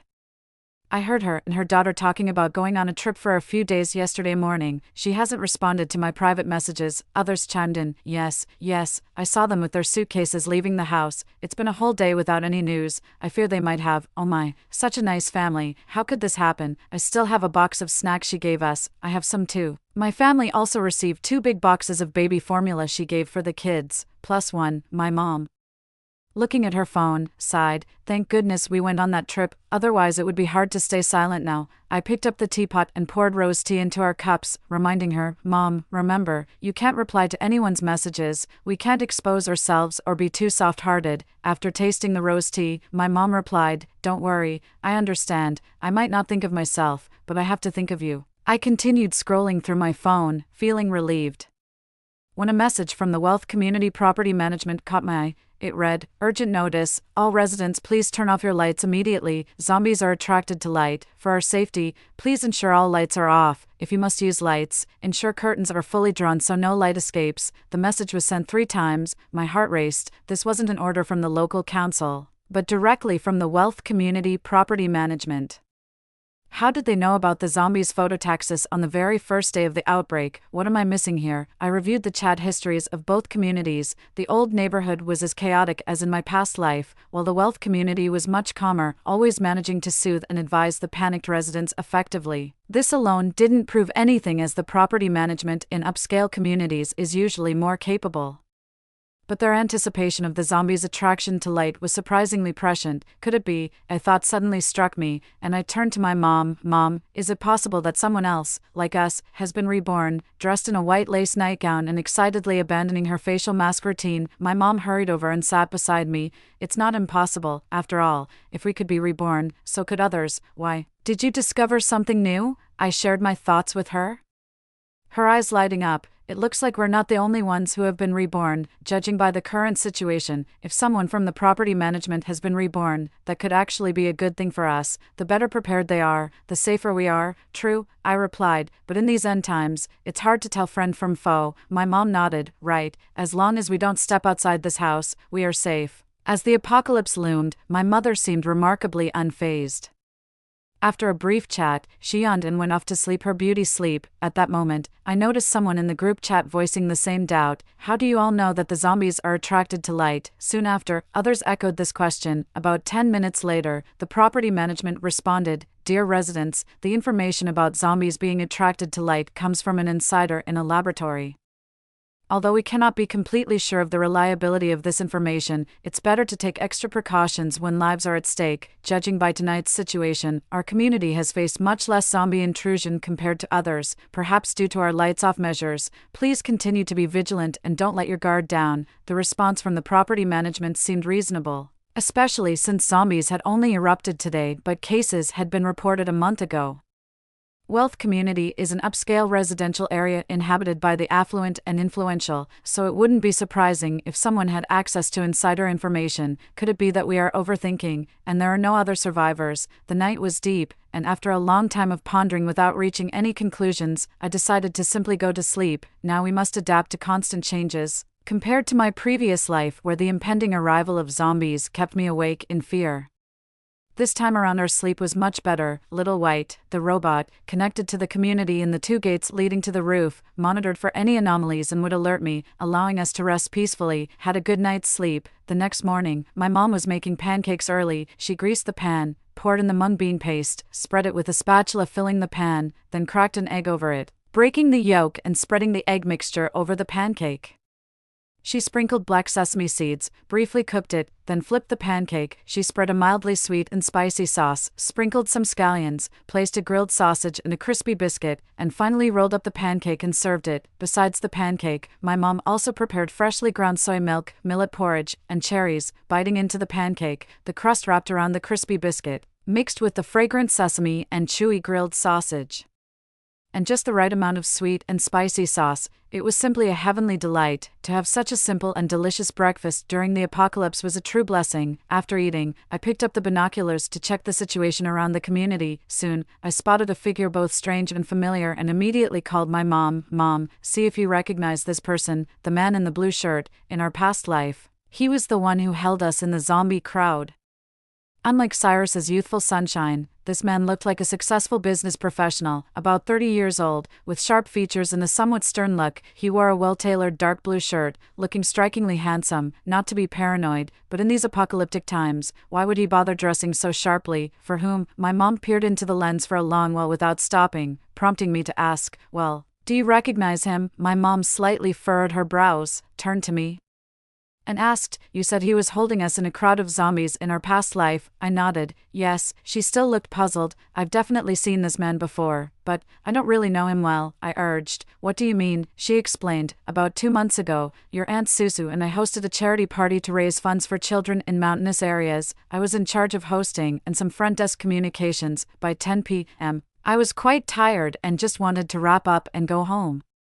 Some men kept pestering me, and I had to keep smiling and deal with them despite yawning several times. They just wouldn't take a hint and kept babbling on. That's when he appeared." My mom's eyes lit up as she grasped my shoulders, gesticulating animatedly. "That's exactly how he pulled me out from the crowd and dragged me to the balcony."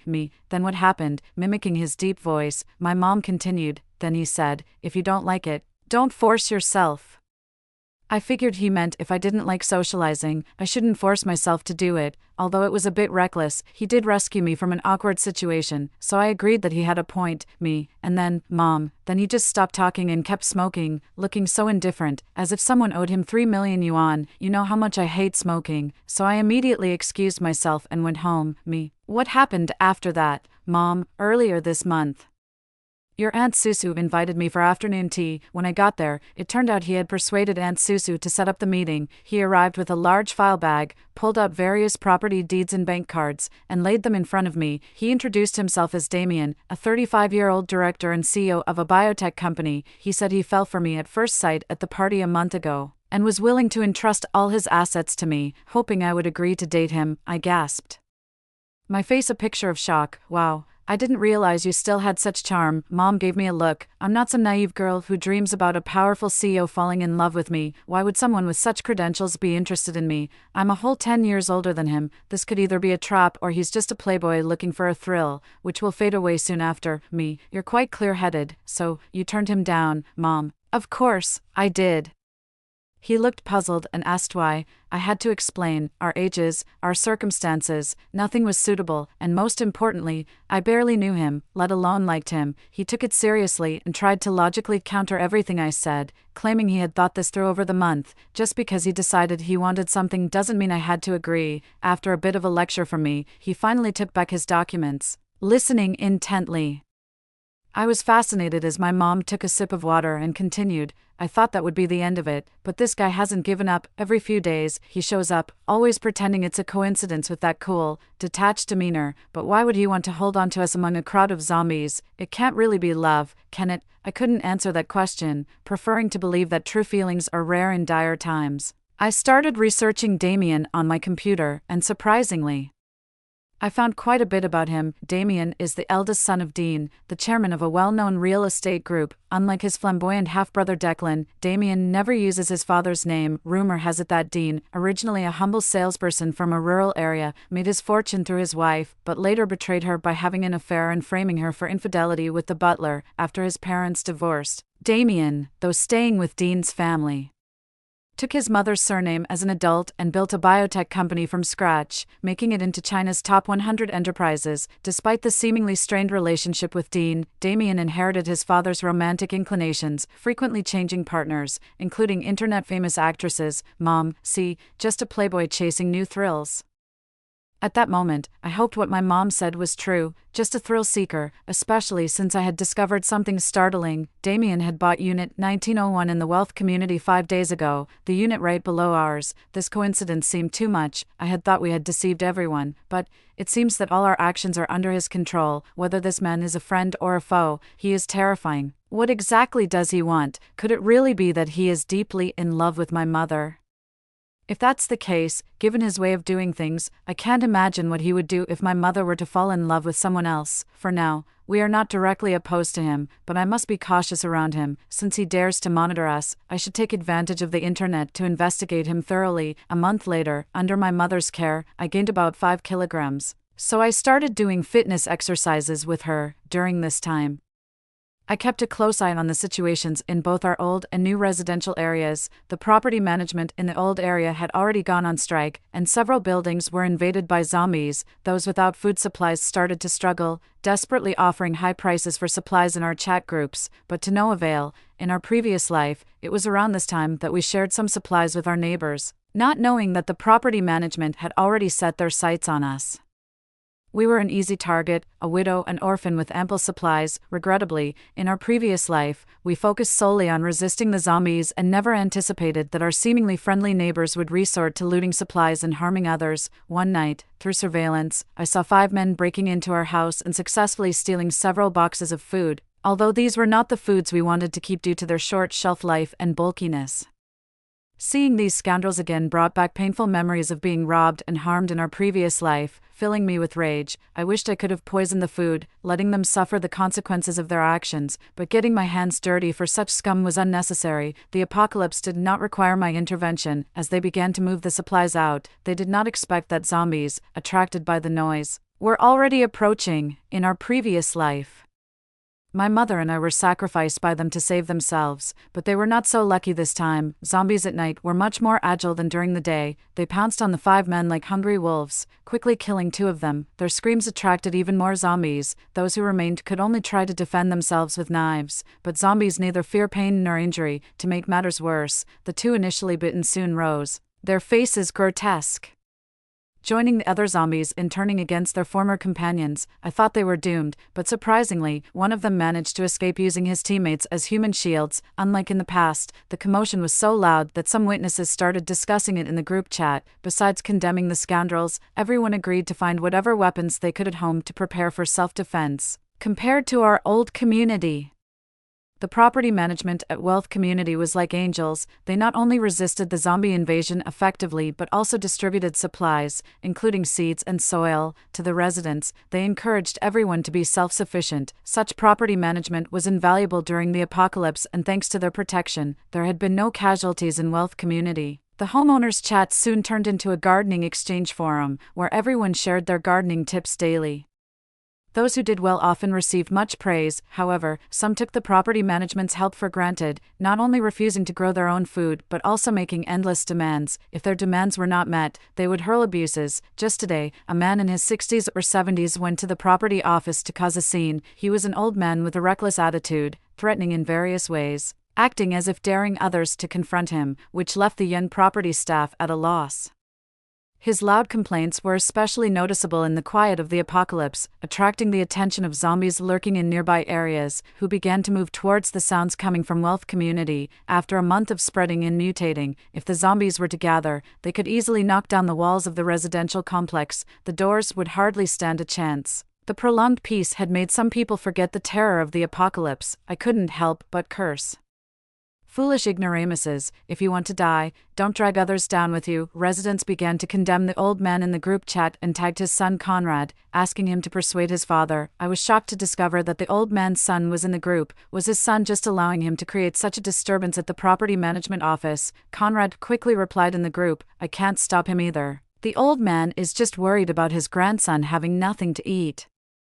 If the property management would distribute some supplies, it wouldn't have come to this. We pay so much in maintenance fees every month. Is it too much to ask for some help when we need it? I was stunned to learn he even had a grandson. These two were causing trouble without considering the consequences for others. I found it hard to associate them with the terms dad and grandfather. It didn't end there. Conrad started posting pictures of his son in the chat, claiming how hungry and pitiful the child was, continuously playing the sympathy card. Someone couldn't stand it anymore and questioned why they didn't grow their own food. The property management had already given them several special provisions, yet they were still not satisfied. He boldly replied, it's just 3 men at home. What do we know about farming? We can't grow anything. I've never done such work in my life. Other residents challenged him, how come others can grow and you can't? Then, others chimed in, "What do you mean, everyone else? Don't speak for me. I can't grow anything either. Yeah, why should we have to grow these things? Have we been paying our property fees for nothing? To tell you the truth, I threw it in the trash the first day I got it. What are these property managers even doing? They give us so little for an entire month," I scoffed. These people were just too well protected and hadn't seen the horrors of the zombies.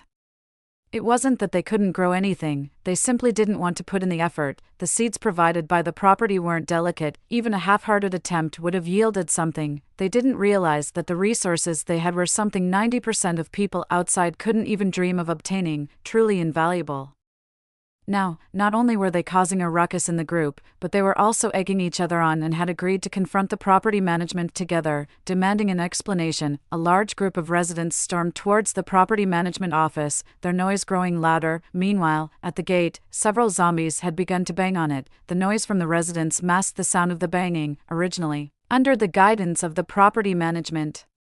Wealth community was very quiet and quite safe. Early on, the zombies weren't very smart. As long as you didn't expose yourself, they wouldn't notice you, other than a few scattered zombies wandering nearby or a couple blindly bumping into the gate and scratching at it. Wealth community had hardly been attacked by zombies, but now, all that calm was about to be shattered. Not only had these residents become complacent, but the property management was also showing signs of laxity.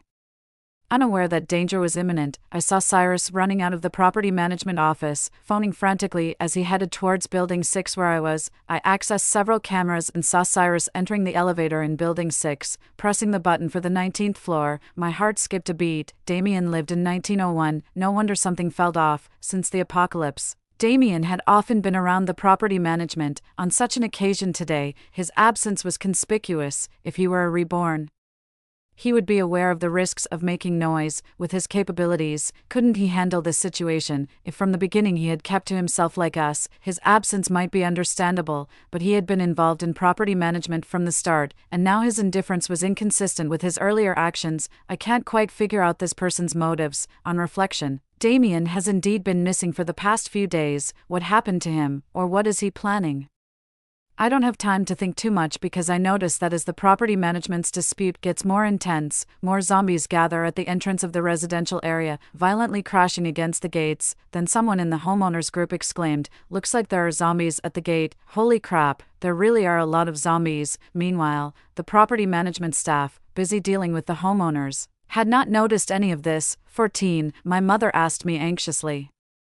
Are we going to die? Are we going to die? At that moment, I wasn't sure either. What I did know was that our first line of defense was about to collapse. The gates of the wealth community were soon breached, and countless zombies swarmed in like cockroaches. Under the scorching sun, the zombies, which should have been slow, had evolved over the past month and were now more than twice as fast as they were a month ago. Just then, I saw Cyrus dash out from Building 6 and run towards the property management office. Is he out of his mind, running over there at a time like this? My mother watched the surveillance screen, speaking anxiously. He's trying to save people, I replied gravely. I had noticed before that this young man had a pure gaze, the type of person who wouldn't last long in an apocalypse. At that moment, several faster-moving zombies reached near the property management office, and the noisy crowd finally noticed the zombies. As screams erupted, the people at the property management scattered like birds startled by the bow, running towards various buildings. With the crowd in disarray, the zombies' targets also dispersed. In the crowd, only that young man, Cyrus, moved determinedly towards the property management, against the flow. Poor kid, my mother said, tears welling up in her eyes as she watched Cyrus moving through the crowd. The young man in white ran, aiding those attacked by zombies along the way, too rushed even to hear a word of thanks, driven purely by instinct to save and to move forward. Finally reaching the property management office, I saw Cyrus carrying an elderly man with a limp leg, running towards the nearest building. Because he was carrying someone, his movements were much slower, barely faster than the zombies, and he had no free hands to fend off attacks, doing his best to dodge the zombies. But as the number of zombies kept increasing, he could evade once or twice, but could he evade 100 times? Watching the surveillance, I said rationally, if he were alone, he might have a chance to live, but now, carrying an elderly man, it's just adding another life to the risk. I admit I couldn't be as selfless as Cyrus, nor do I endorse help beyond one's capabilities. I value my own life, my mother softly said. Maybe they can survive together. On the screen, Cyrus was running hard, and the old man on his shoulder started to use his crutch to fend off nearby zombies. Together, they managed to reach the building. However, the door of the building was tightly closed. The people who had hidden inside earlier said, "We can't open the door. Look, he's covered in blood. He might have been bitten by zombies, and if he turns, we all die." Others immediately panicked in agreement. Right, we can't open it. Cyrus explained loudly, "We weren't bitten. It's someone else's blood that splattered on us." Someone inside said, "Let's open the door. He just saved us." Soon someone objected, "How do you know if he's telling the truth or lying? We can't risk so many lives." Yes, if he really is infected, then all of our lives are at stake. He had saved those people, but in the face of life and death, who cared about a lifesaver? They kept the door tightly closed, fearing for their own safety. My mother angrily said, "These people are heartless. The handsome young man really saved them for nothing." I said nonchalantly, "I told you before, it's just adding another life. How can one hope for humanity in the apocalypse?" My mom said, "If I had been there, I would definitely have opened the door for him. Such a good child." I reminded her, "Mom, since we've chosen to barely survive here at the summit, we need to put away our useless sympathy." My mom turned to me and said gently, "Elise, I know you want to save him too." I said solemnly, "We can't save him, nor can we expose ourselves." I was reminding my mom, and myself as well. More and more zombies gathered, and Uncle's strength in swinging his cane weakened. They wouldn't last much longer. They couldn't even seek other ways out. Stepping outside would only lead to being surrounded by zombies. No way forward, no way back. Cyrus had to put Uncle down and take up the cane himself, constantly fending off the advancing zombies. Meanwhile, Uncle was banging on the door, pleading and hoping that someone inside would open it, but no matter how much they begged, the people inside had firmly decided not to open the door. More and more zombies rushed in, and as the young boy exhaustedly swung the cane, he said, "Uncle, I'm sorry, I can't hold on anymore." The zombies swarmed him, and no matter how strong he was, he couldn't hold them off. At the moment of despair, Cyrus suddenly smelled a strong scent of blood. The zombies, previously in killing mode, simultaneously stopped attacking and looked toward the source of the smell. A nearly 1 meter tall, cute white robot carrying a large blood-soaked bag appeared midair, its propeller spinning rapidly above its head. With a bright 5-starred red flag on its belly, "I knew you wanted to save him," my mom said with a smile. I replied while typing on the keyboard, "I'm doing it to save ourselves. If the community falls, we are in danger too. This is our first line of defense." Yes, for ourselves," my mom said, understandingly. "How can Little White, being so heavy, fly?" I spent a month improving Little White, planning that if zombies ever broke through our door, it could still carry us to safety. After years of development, Little White could now perform simple tasks autonomously.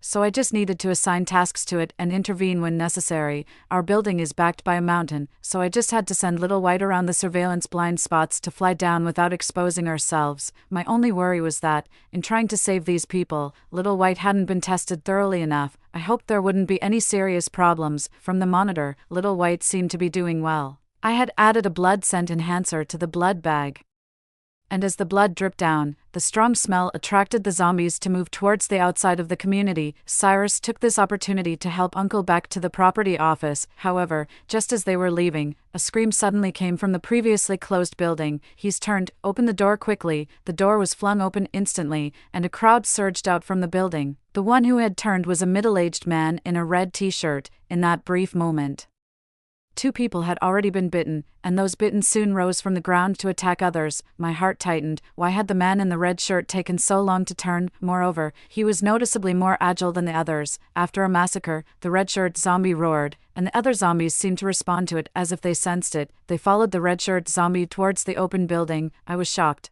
It had somehow evolved intelligence. What's terrifying is that it can lead other zombies. Through the surveillance, I saw them violently slamming against the front doors of the residence on the first floor, and soon they broke into the first household. Screams of agony echoed from inside. I broke out in a cold sweat. If they concentrated their efforts and attacked each household one by one, such a large horde of zombies would spare no one. My mom suddenly exclaimed, pointing at her phone in panic, "Elise, the residents' chat group says they're planning to take refuge on the top floor." A month of harmony was shattered. This was the first time everyone truly faced the zombies since the apocalypse began. Lives were being lost right before our eyes, and the residents were in a state of panic, especially those on the lower floors who knew they'd be the first targets if the zombies invaded. So, someone suggested that everyone should bring their supplies and move to the top floor. which was unoccupied and had a private elevator, making it the safest place. My mom mentioned that the person who proposed this was an old acquaintance. After my dad's incident years ago, our housekeeper was unavailable, so my mom had paid her a high price to help pick me up and had given her an elevator card. Before the apocalypse, my mom had even sent her some supplies. With bloodthirsty zombies ahead and covetous neighbors behind, my temples throbbed. Once we were exposed with such abundant supplies, who wouldn't be envious? I vividly remembered experiences from my past life. In the residents' chat group, someone cautioned, "Isn't this trespassing into people's homes? Is that really okay?" My mom's acquaintance replied, "This is the apocalypse, brother. What's more important than life? Besides, those people might not even be alive." I knew these people were determined to proceed. I quickly gathered more locks and reinforced the security door of the stairwell. Then, I brought over the remaining bricks and cement from the dry toilet construction and began preparing to build a wall. My hands-on skills had always been strong, which turned out to be very useful during the apocalypse. My mom kept a close eye on her laptop, monitoring the surveillance videos in the chat group, and kept me updated. She didn't understand and asked, "They're going to the private elevator, not the stairwell. Are we not doing anything about it? They won't be able to come up." I responded while continuing my work. Seeing my calm demeanor, she didn't ask any further. After a while, she sighed in relief. "The elevator cards really didn't work. Did you tamper with them?" "I changed the access cards a long time ago. No one but us can come up. They say the elevator isn't working, so they'll use the stairwell." My mom said nervously, "Will we finish building the wall in time?"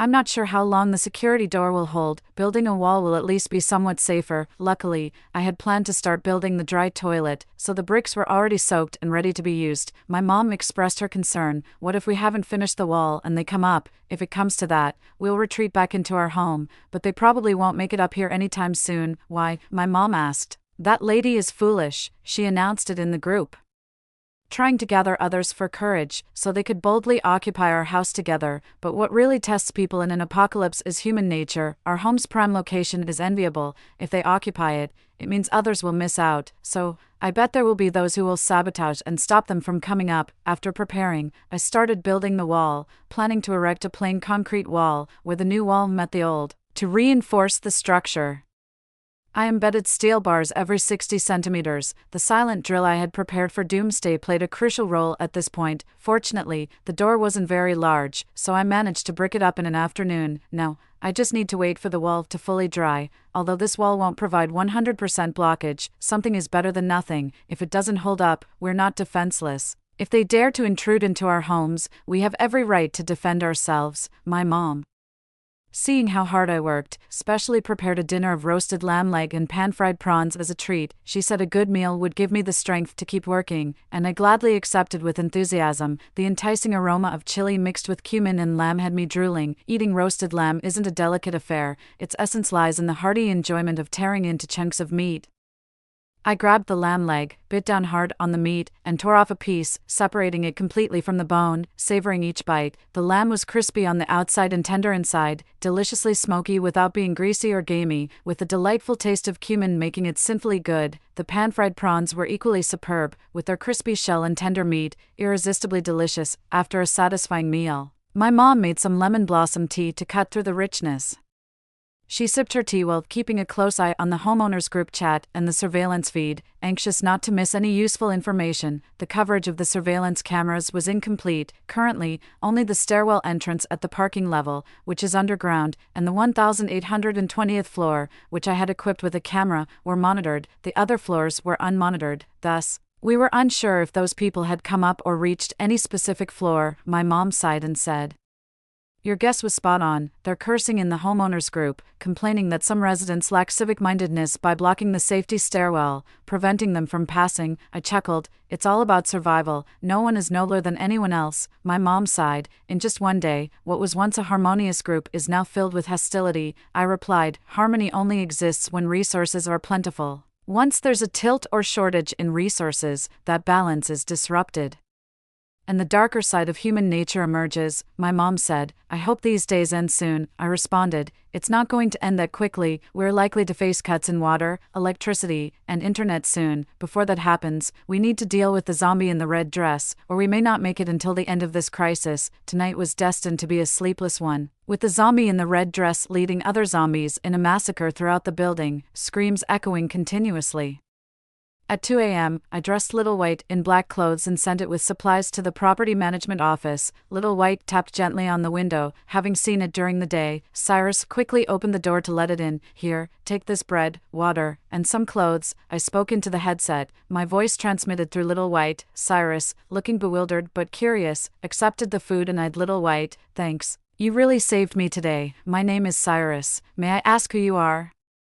I knew he had many questions, but I couldn't reveal my identity, so I made up a story. "My name is Little White, a robot specially developed by the state to combat zombies. I was sent here today on a mission to rescue you. Considering your brave actions today, I'd like to partner with you to defeat the zombies and protect humanity." Cyrus's eyes lit up. "Okay, let's do this. I will not let the nation down." How should I proceed? I chuckled inwardly, thinking to myself how gullible this young man was, almost endearingly so. With a serious look to match his earnest expression, I said, "I plan to launch a counterattack against the zombies. Tomorrow The next day at noon, Little White appeared in front of the rampaging zombies, carrying a bag of blood. "Hi," I greeted. Perhaps Little White's appearance was quite distinct from humans, as I noticed the zombies in red clothing seemed momentarily confused. However, they were quickly drawn by the strong scent of blood and madly charged towards Little White. Little White, rolling quickly on its wheels, dashed down the stairs with a string of zombies in pursuit. The red-clothed zombie was noticeably faster than the others, coming close to catching Little White several times. Together, they left the other zombies far behind. Little White led the zombies to the security room in the residential complex, throwing the blood bag inside. The zombies rushed in after it. The room was filled with high-concentration alcohol and flammable materials. As soon as the zombies entered, they slipped and fell. Cyrus, who was hiding nearby, immediately threw a bucket of alcohol on them and quickly shut the door. Then, he tossed a lighter through the window and pulled it closed. The zombies' screams echoed through the complex. The security room was the only standalone building nearby, which effectively prevented the fire from spreading.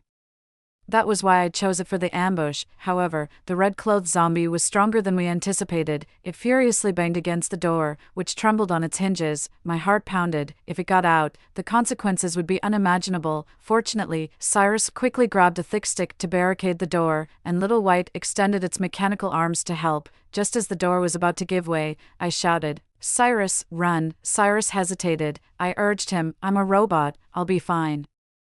Only then did Cyrus nod and hurried towards the property management office. In the next moment, the zombie broke through the door, a flaming figure rushing out. Little White quickly moved towards the entrance of the complex, the flaming figure in hot pursuit. Just as it was about to catch Little White, the figure collapsed to the ground. I breathed a sigh of relief. After the zombies left the building, lacking direction, they aimlessly wandered around.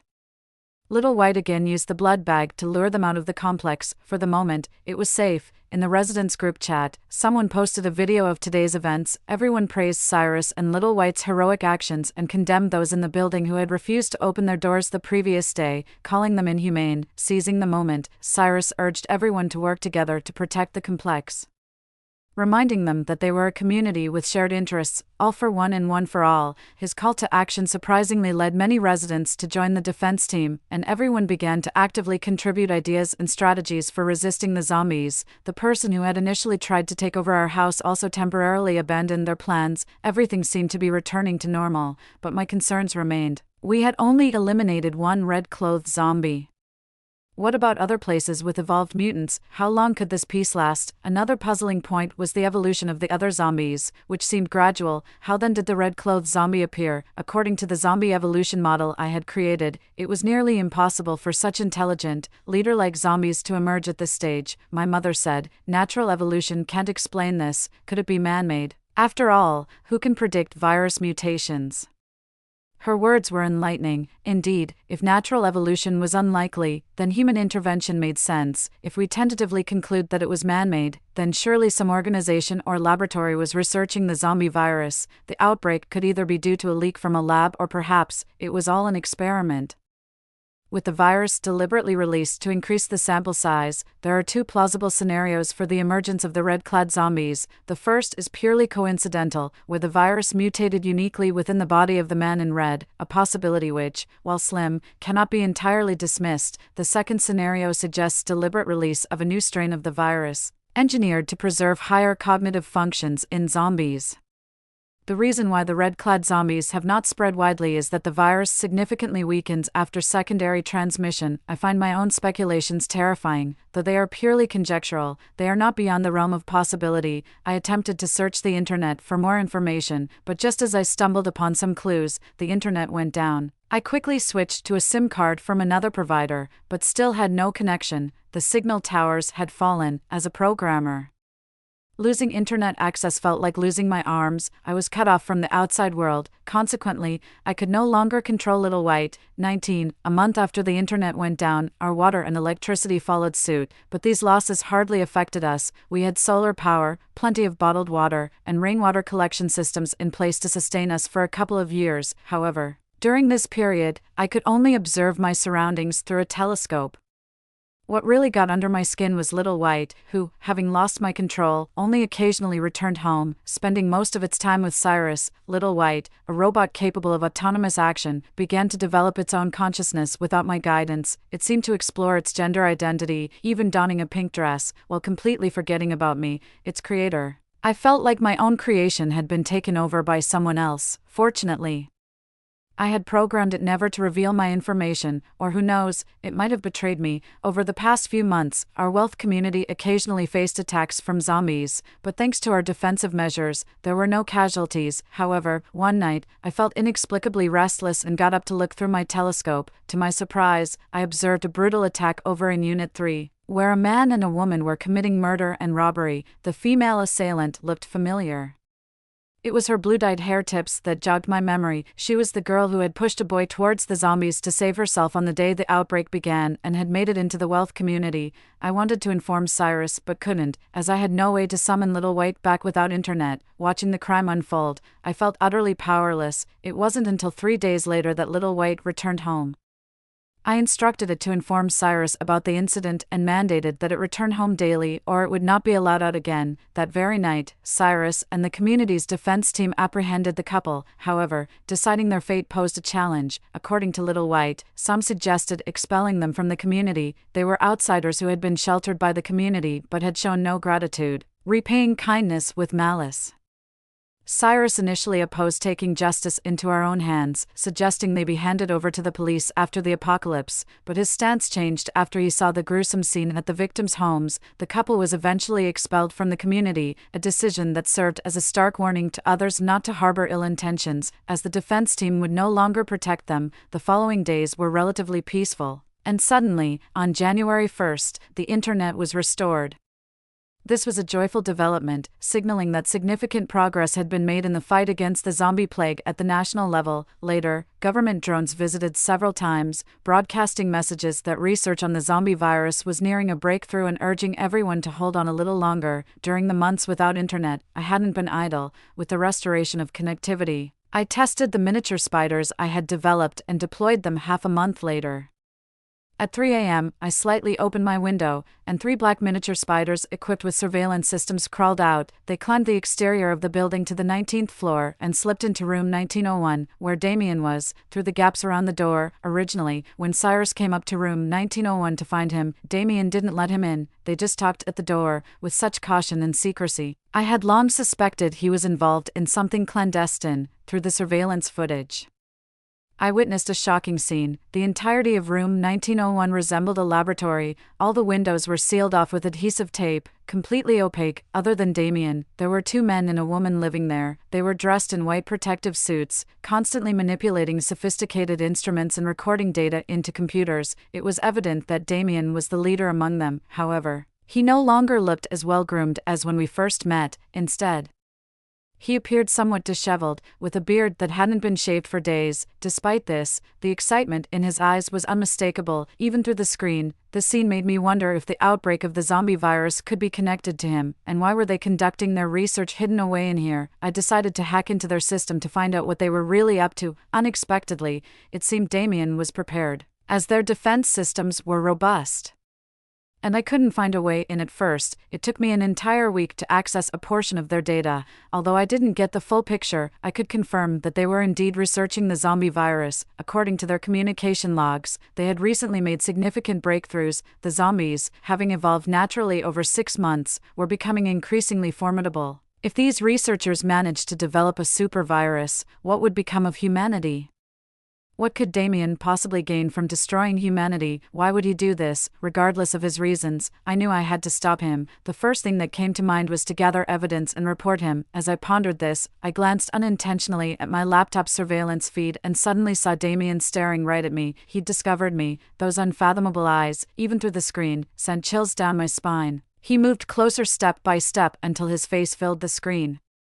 Then he gave a sinister smile. "You're quite clever. Now, guess what all this is about?" The screen shifted, and I saw a familiar face, one that often appeared in my dreams. I couldn't believe my eyes. It felt as if someone had doused me from head to toe with ice-cold water, leaving me numb. It was my father, his eyes tightly shut, looking just as he did when he left us. The next moment, the surveillance was cut off. I collapsed to the floor, my heart racing uncontrollably. Why was my father there? I wanted to rush down and confront Damien, but reason told me not to be impulsive. After what felt like an eternity, my mother, slowly waking up, saw me sitting on the ground with a ghastly pale face. Startled, she hurried over, her voice filled with concern. "Have you been up all night?" I asked. "Mom, who exactly is Damien? Why is Dad with him?" My mother paused, perhaps hesitant to meet my questioning gaze. She bowed her head as tears began to fall, whispering, "I'm sorry, I didn't mean to keep it from you. So you knew all along. Tell me, what's really going on?" My voice was calm, yet it carried a hint of anger. "It turned out I was the only one kept in the dark," my mother said. "I'm sorry,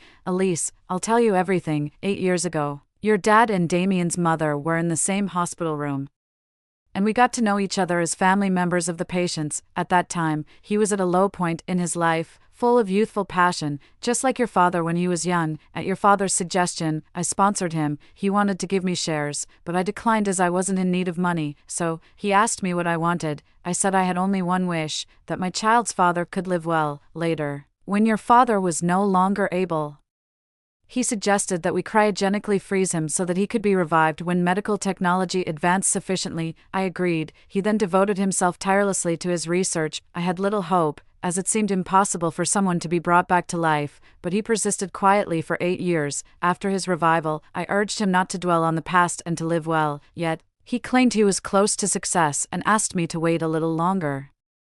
He moved to the wealth community to continue his research in peace, and so that if your father were revived, we could be there to meet him immediately. I didn't dare tell you because the chances of revival were slim, and I didn't want to give you false hope. When your father passed away, you had a fever for an entire month, which really scared me. With tears in my eyes, I asked pointedly, "You were researching the zombie virus, causing so many deaths.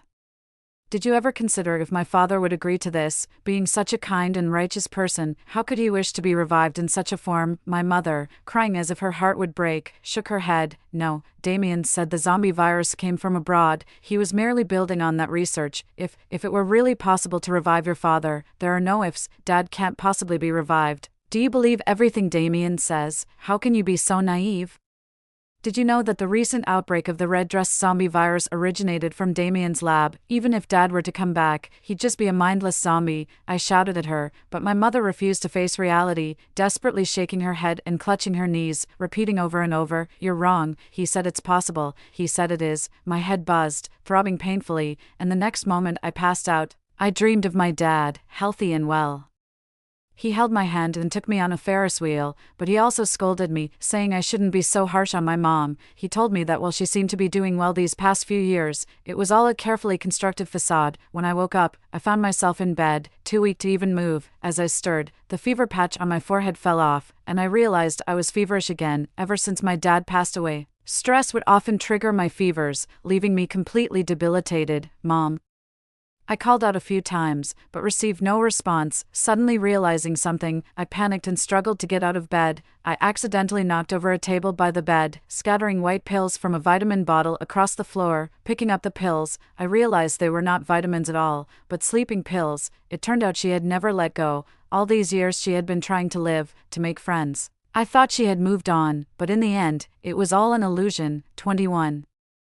I crawled to the computer, directing Little White towards 1901. Cyrus, confused, he caught up quickly, and I had no time to pay attention to him as I was solely focused on reaching the 19th floor as fast as possible. Damien was the only resident on the 19th floor, and unusually, the usually closed door was left open. As soon as I entered, I saw Damien with his back to us, facing my mother. My mother was holding a lit lighter, and her normally resolute expression briefly faltered when she saw us. I also noticed the experimental table and the floor covered with a transparent liquid, alcohol. My mother intended to destroy everything. I quickly shouted, "Mom, don't be rash. I didn't want anything bad to happen to her." Damien quickly echoed, "Yes, don't be impulsive." He moved closer to my mother as he spoke. "Stay back," my mother threatened, gesturing to drop the lighter. "Okay, I won't move." Damien stopped advancing, his tone sincere. "Everything I've done is for you. We're about to succeed. And you will soon see Tao alive. Put down the lighter, and let's talk this through." Hearing my father's name, my mother hesitated. I mustered all my strength to shout, though my voice was still weak, "Mom, do you still believe his nonsense? Just open the door behind you." Damien interjected, "No, listen to me." Suspicious, my mother took a few steps back and opened the bedroom door. Inside, 2 men and a woman were tied up, their pupils blood red and their faces fierce. No different from the zombies outside. Shocked, my mother looked at the scene. "Is this what you call research to revive you, Tao?" Damien hurried to reassure her. "No, my research has made new breakthroughs. It can preserve human intelligence and consciousness without turning into zombies." Though weak, my voice was piercing. "Damien, they were your colleagues. Weren't you all researching together just a few days ago? How quickly they've become your test subjects." My mother and Cyrus looked incredulously at Damien, and I continued, "You claim to do this for my mother, but in reality, you've become obsessed and lost your way. Ask yourself, are you trying to revive my father, or are you just satisfying your mad fantasies? For this research, you've even killed your own kind. What makes you different from the zombies outside?" Damien retorted loudly, "What do you know? What scientific research doesn't require sacrifices?" Cyrus added, "Damien, they are living people. How can you use them for experiments? You once helped us save so many lives. Why have you become so cruel now?" Tears filled my mother's eyes. "All of this started because of me. I am sorry for those who have died. Let me end this all." She turned to Cyrus, her eyes pleading, "You're a good kid. Please take care of Elise for me." Startled, I barely had time to react before I saw my mother throw the lighter at the experimental table. Flames ignited instantly, and the alcohol that had splashed onto my mother's position quickly spread the fire. I quickly maneuvered Little White towards my mother, pulling her, already caught on fire, out of the room. Cyrus swiftly rolled her on the ground several times to extinguish the flames. Anxiously, I asked, "How is my mom? Why are her eyes closed?" Cyrus checked her breath and listened to her heartbeat before saying, "It's okay. She has just fainted," relieved that my mother was all right. I finally couldn't hold on any longer. I passed out. Later, I heard from Cyrus that the moment the fire broke out, Damien immediately ran to the lab bench. His clothes quickly caught fire, but he disregarded his own safety and desperately tried to protect the research materials. Eventually, the flames were extinguished by everyone's collective efforts, but by then, the people and objects inside had already been destroyed. Months later, the country finally developed a medicine to combat the zombies. They organized professional teams to spray the medicine into every corner of the buildings. The zombies that were sprayed with the medicine began moving slower and eventually fell to the ground. The apocalypse was finally over. The survivors cheered and jumped for joy. I pushed my mother's wheelchair out of the neighborhood, and the long mist sunlight felt so warm on our skin. "Mom, the apocalypse is over. Can you stop sleeping? Please, wake up."